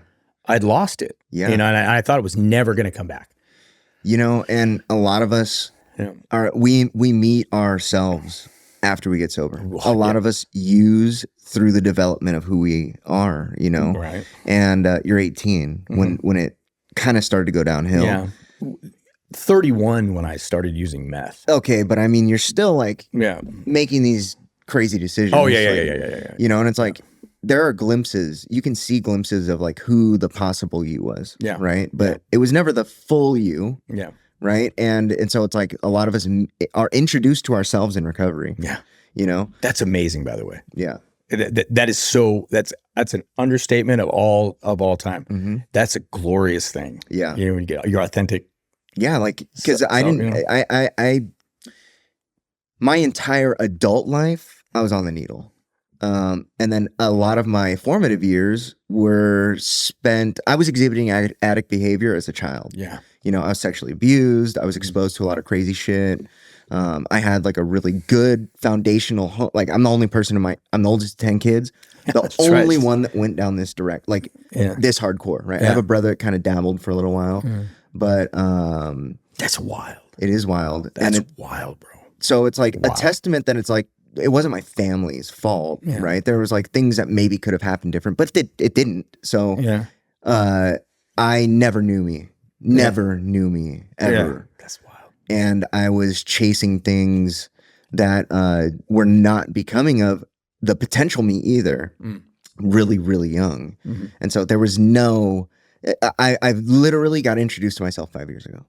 That's right? So like, awesome. I'm 36. That's wild. You know? It's awesome though. It's awesome. It's just wild and awesome at the same time. Just so beautiful. Yeah. Yeah. I mean, you know, the net is that was my journey of change and development, right? My personality was changing sufficient to recover from this other entity that I thought I was, right? So, and I was waking up. I was waking up to the world and I was starting to live again, you know, albeit, you know, so many years of damage. So, and it says we straighten out spiritually and then we straighten out mentally and physically, but I had some physical things that were in my spine. Okay. You know what I mean? And like, was it, so a lot of meth users do end up with these spinal issues after. A lot of it is dehydration, right? Yeah. A lot of it is also the chemicals are really harsh on your bone structures. Yeah. But another part that a lot of people don't think about or really talk about is the posture. Posture. Yeah. Yeah. Yeah. 100%. Yeah. So it was just like, there was all these changes going on and like, I feel like I was going through this metamorphosis, but I was really a big part of my recovery and was working out and eating right. Man, that's been my recovery. Yeah. You know? And that huge. Cannot speak to it enough. Yeah. And because I had people with the same amount of time as me and I was feeling way better than they were. Right. But because I had a regiment, I had dedication, I had motivation. And it was albeit but it was body, mind, spirit for me. I kept saying that, dude. That is not cliche. You know what I mean? No, dude, I have this model. I'm going to make this a chart someday, but we're men. Okay. Yeah. So I speak from a man's perspective. We're 4-part beings, right? Emotions, mind, body, spirit, right? And one of them, if it is off, right? If you're lacking in it, it has gravity. So if we're supposed to be level and one's down here, it will pull everything into 100%. And we start spiraling around that. That's a good metaphor. And everybody always said, oh, now you're, and you probably heard this, but now you're sober. Now you should work out and eat better, right? Yeah. But they never show you how, and they never tell you why. They just say this is something that you should do. Yeah. And I met Taylor. We put that piece in place, and it completely changed the trajectory of my recovery. I was now huge happy. Believer. Yeah. Dude, it's amazing what that piece alone can do. Like, cannot be overstated. Can't be. Cannot be. Yeah. Because you can get yourself to a point, like spiritually, right? Yes. But you're going to have a physical ramification to apathy. Yeah. And it takes its emotional toll on you. And then we overthink everything anyways. For sure. How are you going to give yourself a reason to not have a natural dopamine hit? Or like your body's trying to level itself out. It wants more. And we've already fried that part of us. Yeah. We're like, we can't level off chemically anymore. No. And we stop producing healthy levels of a lot of different chemicals. Yeah. But dopamine's a big one, right? Serotonin, your dopamine really suffers. Yeah. And people don't understand how working out levels that so well. Yeah. It's really important. Yeah. Okay, so you started working out, You plugged yourself in. You did the work. You got on a straighter path, right? Obviously, straighter path. So let's talk about how'd you get to where you are today? I'll tell you one thing. It didn't, because I had levels of my sobriety, right? For sure. I look back and it's like they say, how free do you want to be? Right. Yeah. And I didn't realize how in bondage I still was in these areas of my life or that area of my life. And it was all because of my spirit. You know, there were some things I was having some secrets. I hadn't really fully, you know, let go of some stuff, you know, and there was stuff that more was going to be revealed during the process. And I had layers. I was changing, you know what I mean? I was discarding, I was uncovering, discovering, and discarding. And it's been a journey. It's been a process. So, getting my mind back to where it's sharp, you know what I mean? It's been a process, you know, I wasn't just immediately, you can't undo decades of damage in a couple of days. The neural pathways have to start reforming. Right. The brain is amazing because, I mean, I literally thought I cooked myself. I remember a girl that I used to go to meetings with, she said, dude, you were mute. And then all of a sudden I see you 2 years, 3 years later, and you're like this whole different person. Yeah. And that's the beauty of recovery. Yeah. Right. But it took a lot of work. I put my program 100% first, and I still do to this day. Cool. Because everything comes as a net result of it. Right. It's second. Everything else really is cream secondary. cheese. Yeah. You know what I mean? And I get the blessings from God when I am actually fulfilling that lifestyle that has been ordained for a long time. For sure. And I'm just doing my homework. I'm doing my assignment. Yeah. And if the dog ate my homework, do it again. Right. Or I pay for it. Yeah. I pay for it. You know, this is also something that I talk about constantly is that me and my God have a deal worked out, right? And I'm thoroughly convinced I'm not going to be one of those special people that gets to hear God's voice, right? I'll never get those magical stuff. I'll never have an experience like you, but it's for a reason. My God knows me. I wouldn't recognize it anyway. Yeah. But I have this philosophy and this whole thought process that I've come to. And I'm pretty sure it's just these conversations that I have with my higher power that there's somebody out there, one person, there's just this one person out there that I'm supposed to help. I'll never know when that interaction is. I'll never know where it's going to be. I'll never know when it's going to happen. But in order for me to be in a position to help that person, I've got to do everything that I can do to help everybody that I can then. You know, and it's like, I'll never know when that debt is paid. And I talk about the debt of recovery pretty often, right? It's like, we have this balance that the thing about this balance is there's all this shitty stuff that we have to repay back, right? There's all this debt that we've accumulated through our addiction. Yeah. But then you enter recovery and you get an even bigger debt. Yeah, you do. You through the blessings and all the stuff that we don't deserve, that's going on our tab. It's on the tab. Right? And it's like just dragging it up. It isn't like we have this huge bank of goodwill stored up, you know. It's like we've depleted ours and our families and everybody around us. Everybody. And so I treat my recovery like a debt, right? And it gives me purpose. It gives me a real purpose. And it's guided me onto the path that I'm on, you know? And you know, I don't subscribe to a lot of mainstream recovery. But it's because of what I've found for myself. And I do still practice the principles, right? Yeah, it isn't wrapped in the same package. Yeah. It looks different, but I'm still doing the same shit. Yeah. You know, and at the bottom line, at the end of the day, what I'm ultimately doing is just trying to help other people. There you go. Right. And so you've got something going on like this too, right? Your story is it's funny because I tell people we all have different stories.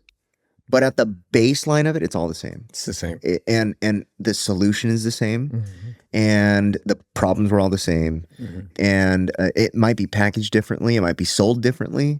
You might come across it in a different way. But there are certain things that you got to do in order to maintain this gift. Bare minimum, right? And the biggest part for me is being in a position to help, right? Yeah. So what's your experience with that? Well, here's what I did. The program tells me my real purpose is to fit myself to be a maximum service. For sure. To God knows about me, and that my life depends on the constant thoughts of others and how I'm going to meet their needs. Right. So easily glazed over in early sobriety. Very. But never been more prominent, profound in my life right now because what they don't tell you is why. Because I believe it's the fullest extent of my acts of faith. You can say faith, I believe in this, but show me that you do. Because what does my will look like? Faith is an action word. It's absolutely an action word. Yeah. It's absolutely an action word. Gratitude is an action word. For sure. You know what I mean? And it's just like acceptance, you know, it's all action. I can't just say these things and think these things. What am I doing? Nobody cares what I say. Yeah. How do I operate in the sandbox? Yeah. How am I treating you? Yeah. Do these people get my attention, or is there some self-centered motive behind why I'm paying attention to this person, that person, and not seeing everybody, seeing God in everybody? Yeah. Is that you can read, I don't know, you can just see the people. I don't know. It's abundantly clear who's not really doing that. Very. And I don't like having the idea to see, well, I mean, it's a discernment. It's a discernment. And it's certainly discernment. It is experientially gained, that discernment, right? Because it wouldn't be something I would even turn my attention to before. Right. But now it's everything to me. Right. Like I meet a guy like Matt Handy and he's doing the do, and I get mad respect, and I'm proud of you, right? And I wish the best for you because I know where your heart is. Yeah. You know what I'm saying? It just comes down to who is doing the do. Yeah. You know what I mean? After having had the experience, who's really taking that and shaping that and turning it into something beautiful. People, they haven't met yet. Yeah. They haven't met yet. How can I do that? And that's where my life is right now. I do it through sponsoring 15 guys in AA. I got 15 sponsees. Okay. I mean, that's, I stay tethered to other people in their lives, and it's a beautiful thing to just talk to my friends about the devastation, what my recovery looked like, what not to do, so that you don't have to go through the pain that I went through for you. Yes. And there's freedom. Yeah. And there's peace in it. And then you get to meet your higher self. For sure. And then it's building blocks, but mine wasn't linear. Mine popped all over the place. Yeah. I never got loaded, but it certainly wasn't linear. I think that it's a pretty common thing, right? Like recovery isn't linear. I can't be. I mean, these steps are linear, but that's not really. Yeah, I mean, that is a structure. Right? It's not, but it's not certainly not linear for me. But when I hear like really convincing stories of recovery, it's layered. It's totally layered. It is totally layered. Mm-hmm. There's no like this constant string of change that was one thing led to another. It's typically one thing gets kind of mastered, not even mastered, but one thing gets accomplished and a door opens where, fuck, now all this shit's fucked up and I gotta go over here and fix this. And it's like this other door and it's like this hodgepodge of fixing and then succeeding and then building the self-worth. Yeah. And, my mentor, Taylor, he says all the time, you cannot think yourself out of a problem you acted your way into. Yeah. It's impossible. Right? Yeah. And it's these actions. Right? It's all actions. It's all actions. Yeah. And that's where we're very similar. Because I mean, I could see it on you. It's not too hard to see, when you have a conversation with you, but you see where your heart is. So it's like, that's my day to day. Because if I am in that mode, that means there's been some change that's happened to me. Yes. Right. And that's my only evidence, right, on a daily basis of because you question, what are my motives? Have they changed? Have they slipped back into self-centeredness? Am I really utilizing this experience that was God-given from my dad? Why did all these things happen to me? Like you said, everything that I went through to become the man that I am today. Yes. My mom, the one that was spending all that money to get me out of jail, all those sleepless nights, all that devastation, all the money that I took from her, and all the pain that I gave to my sister and just ripping apart the family dynamic, all of those years, she said, I would do it all over again to see the man that you are today. For sure. She blew me away. For sure. But, and I was just like, it brought me to tears. Yeah. And she's like, I am dead serious. And I'm like, that's just the power of recovery. For sure. The power of God. Yeah. And it just has, and my only stake in it was that, like you said, is the dedication and the motivation. Yeah. To stay the course. What did it look like? It could be changing a little bit. Yeah. But you got to move with the ball. What does it really look like? And I got to be constantly self-aware. For sure. And God conscious. This is definitely an on your toes game. Yeah. For sure. Recovery is an on your toes game. It's an on your toes game. Yeah, for sure. So I talk about suffering, right? I talk about suffering and the benefits of suffering, right? People don't talk about that enough. I should. The benefits of my own suffering. It all led to this. It all led to these moments, right? Like I wouldn't be here talking to you if it wasn't for the amount of suffering, the depth of suffering, right? And then ultimately the consequences that came from my terrible decision-making process, right? And when I think about it, you can never taste the pain again, especially when we're on the side of it, right? It'll never feel the same. What do you do to stay fresh about it? I share a lot. Okay. I'm constantly vocal. I'm very loud about my recovery, so somebody else doesn't have to suffer in silence. For sure. It's just, and I don't know whether that comes. I open the door to my past without people really even asking. Yeah. You know what I mean? And I do it subconsciously. And consciously or subconsciously, it's a pattern, it's a fabric of who I am, because I realize the importance of it. Because more often than not, I don't even know I'm doing it. You know what I mean? I'm not trying to just open a door, but it'll just come out, and it freely comes out. Yes. And it's met 100% of the time with, oh, I have a story. Yeah. Oh, because we're just trying to bring out, it's addiction. Yeah. It's addiction. It's like, it's as real as this chair. Yes. And it's a friggin' pandemic. Yeah. It's a pandemic. So it's super pervasive in today's day and age, right? And about the stories, right? Like there are stories, right? But they belong to everybody that can benefit from it, right? Sure. And one of the things that that really convinced me of this was you never know.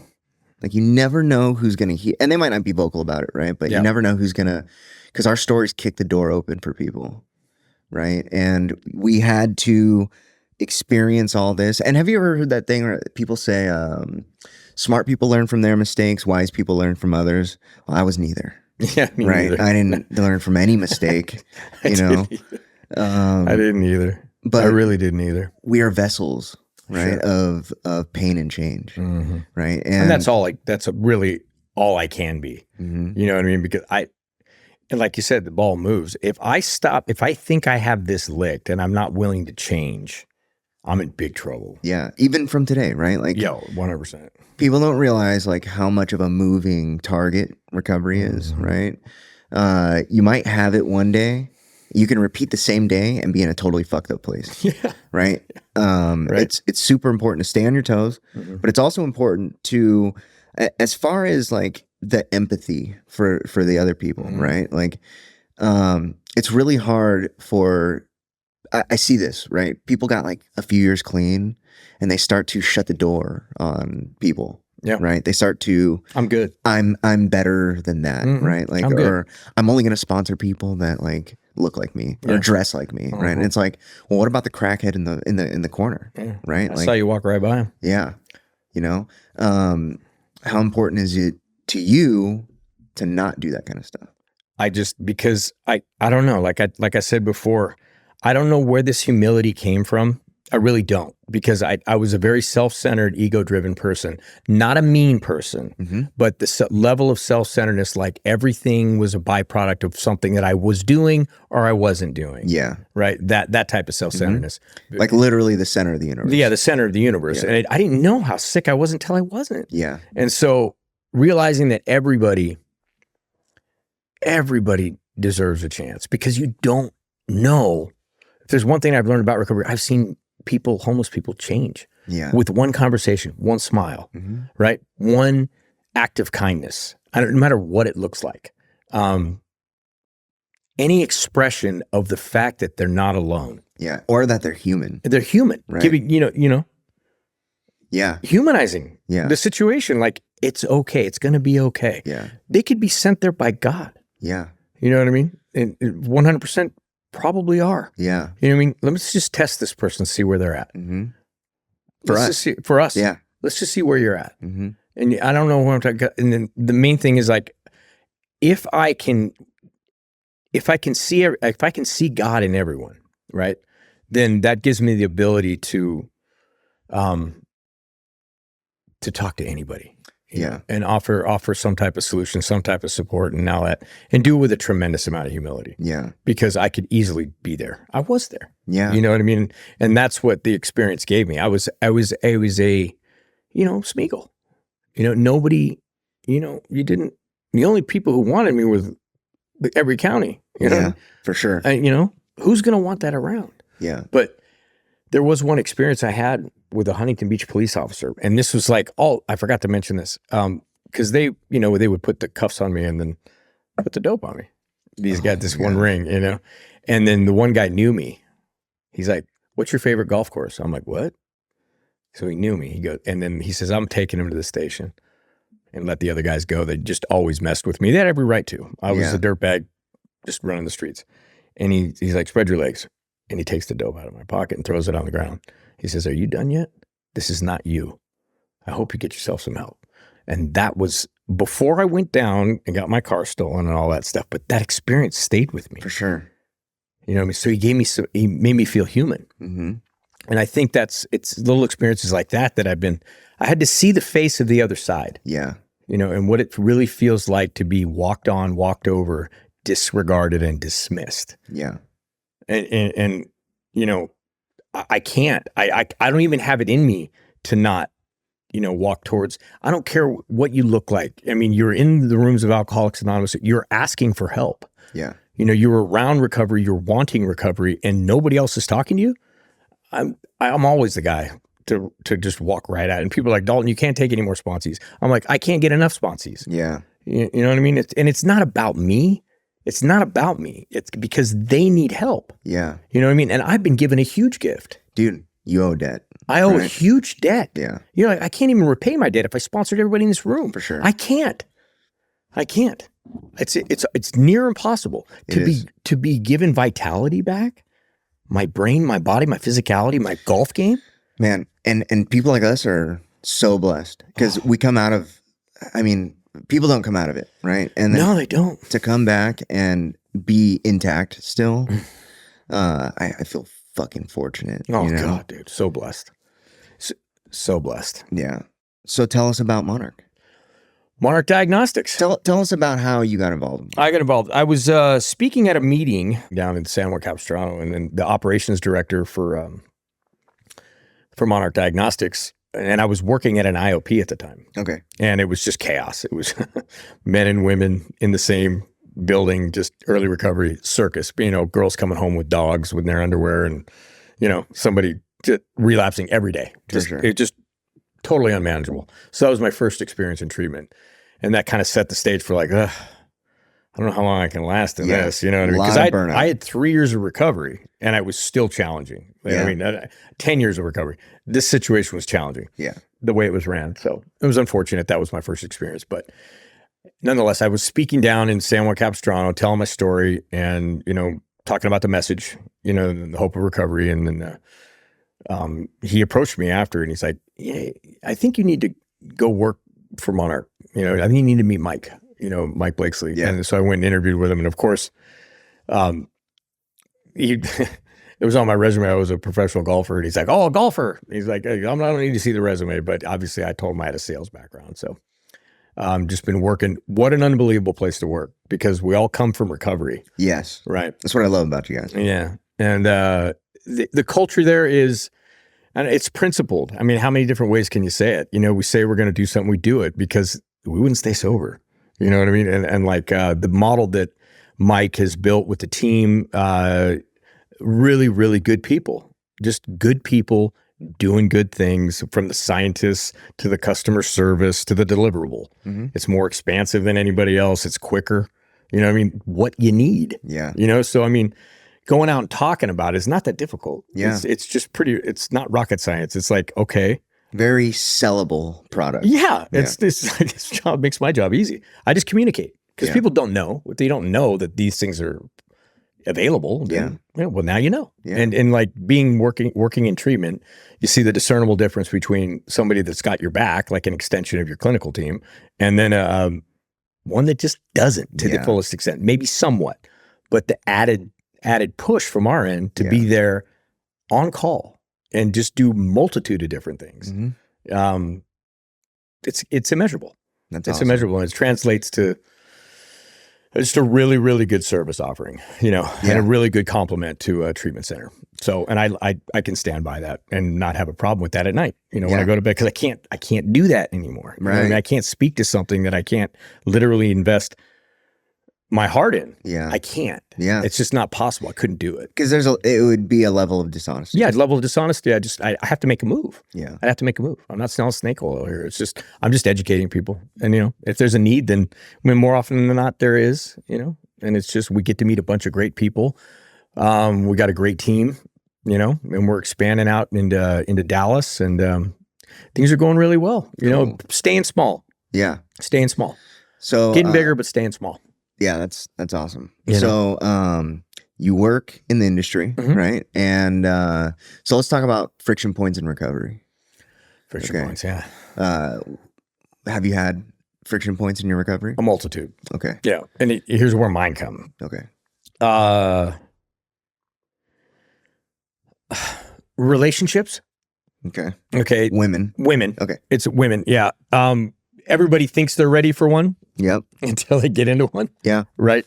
And I literally went 5-6 years without even, being in a relationship. One of the better decisions I ever made was not to involve somebody else in my mess. Mm-hmm. So I went a long time, not 5-6 years, 7 years, just not even, no, we're not going there.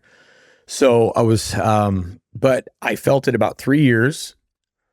And of course my picker was off, I'm not developed emotionally. I have issues that I have not uncovered. And until I get some awareness with that, a relationship will expose your character defects. For sure. Real quick. Really fast. Real quick. Mm-hmm. And I had a lot of work to do. And not to mention my picker was still really shitty. Yeah. So I would... There's two a lot of the time. Yeah. Two broken pickers. Yeah, two broken pickers. Make a big mess. And water was seeking its own level at the time, I'm sure. You know what I mean? So I wasn't really ready. And I got involved in one. But I tell you one thing, it took me out. I was obsessing on just like what this person was thinking about, what they were not thinking about me, and, just tied up in all this resentment and shit, and got really sick. I remember going to work one day and being like, dude, Dalton, what's up? What's wrong with you? You're not here. Way too much invested in this. Yes. But I caused it. It was my wreckage. You know what I mean? I'm not here to point fingers. What was my part? What did I do? So I had to go, that was a big one because I could have gotten loaded over that. For sure. That is real quick. The easiest, the best grease to derail the recovery train is a fucked up relationship. Yeah. And it really took me down. It took me some dark places. Yeah. And preoccupied, blocked me from God. Mm-hmm. Blocked me, just 100%. I'm going to call it what it is. I got blocked. Yeah. I'm supposed to face and remove the things that are blocking me. And I put one big animal Great Wall of China. Yeah. In between we idolize our relationships, right? Yeah. They become the thing that preoccupies all of our thoughts. Mm-hmm. One of the things that I talk about pretty often is the mind of an addict who is still has reservations, right? Mm-hmm. We can never offer ourselves 100% to anything because we still have 1 or 2% that is constantly just focused on that thing, right? Yeah. Mm-hmm. And then when you get rid of that, the easy next thing to occupy those 2 or 3% of your brain is a girl. Is a girl, right? Yeah. And for a girl, a man. Yeah, right? I mean the conversely, opposite sex, right? The person that you're attracted to. Yeah. It's just got bad news written all over it. Yeah, because you're introducing them. And another thing I realized is it takes a while in recovery to understand who you are and to demonstrate principled behavior, in the face of adversity. Yeah. Major in your adversity. House, with your partner. That is the biggest challenge of all time. Yeah. Because you're just not there yet. Yeah. And you may be able to weather the storm, but you're asking for one big challenge because the honeymoon ends. Yeah. And then the relationship begins. Yes. And do you have the skill set to stay in it? Yeah, and it's we are, for us, right? We're expected to do 15 or 20 years of maturing in 3 years for you, right? And it's right? Normal people mature steadily through their life. It's a natural progression, we have this block of time where there's digression. I mean, just child turning into a baby, you know? Baby in a high chair. Yeah. For sure. Yeah. Very dangerous. Thanks for listening to My Last Relapse. I'm Matt Handy, the founder of Harmony Grove Behavioral Health, Houston, Texas, where our mission is to provide compassionate, evidence-based care for anyone facing addiction, mental health challenges, and co-occurring disorders. Find out more at harmonygrovebh.com. Follow and subscribe to My Last Relapse on YouTube, Apple Podcasts, Spotify, and wherever you like to stream podcasts. Got a question for us? Leave a message or voicemail at mylastrelapse.com. If you're feeling overwhelmed or struggling, you don't have to face it alone. Reaching out for support is a sign of strength, and help is always available. If you or anyone you know needs help, give us a call 24 hours a day at 888-691-8295.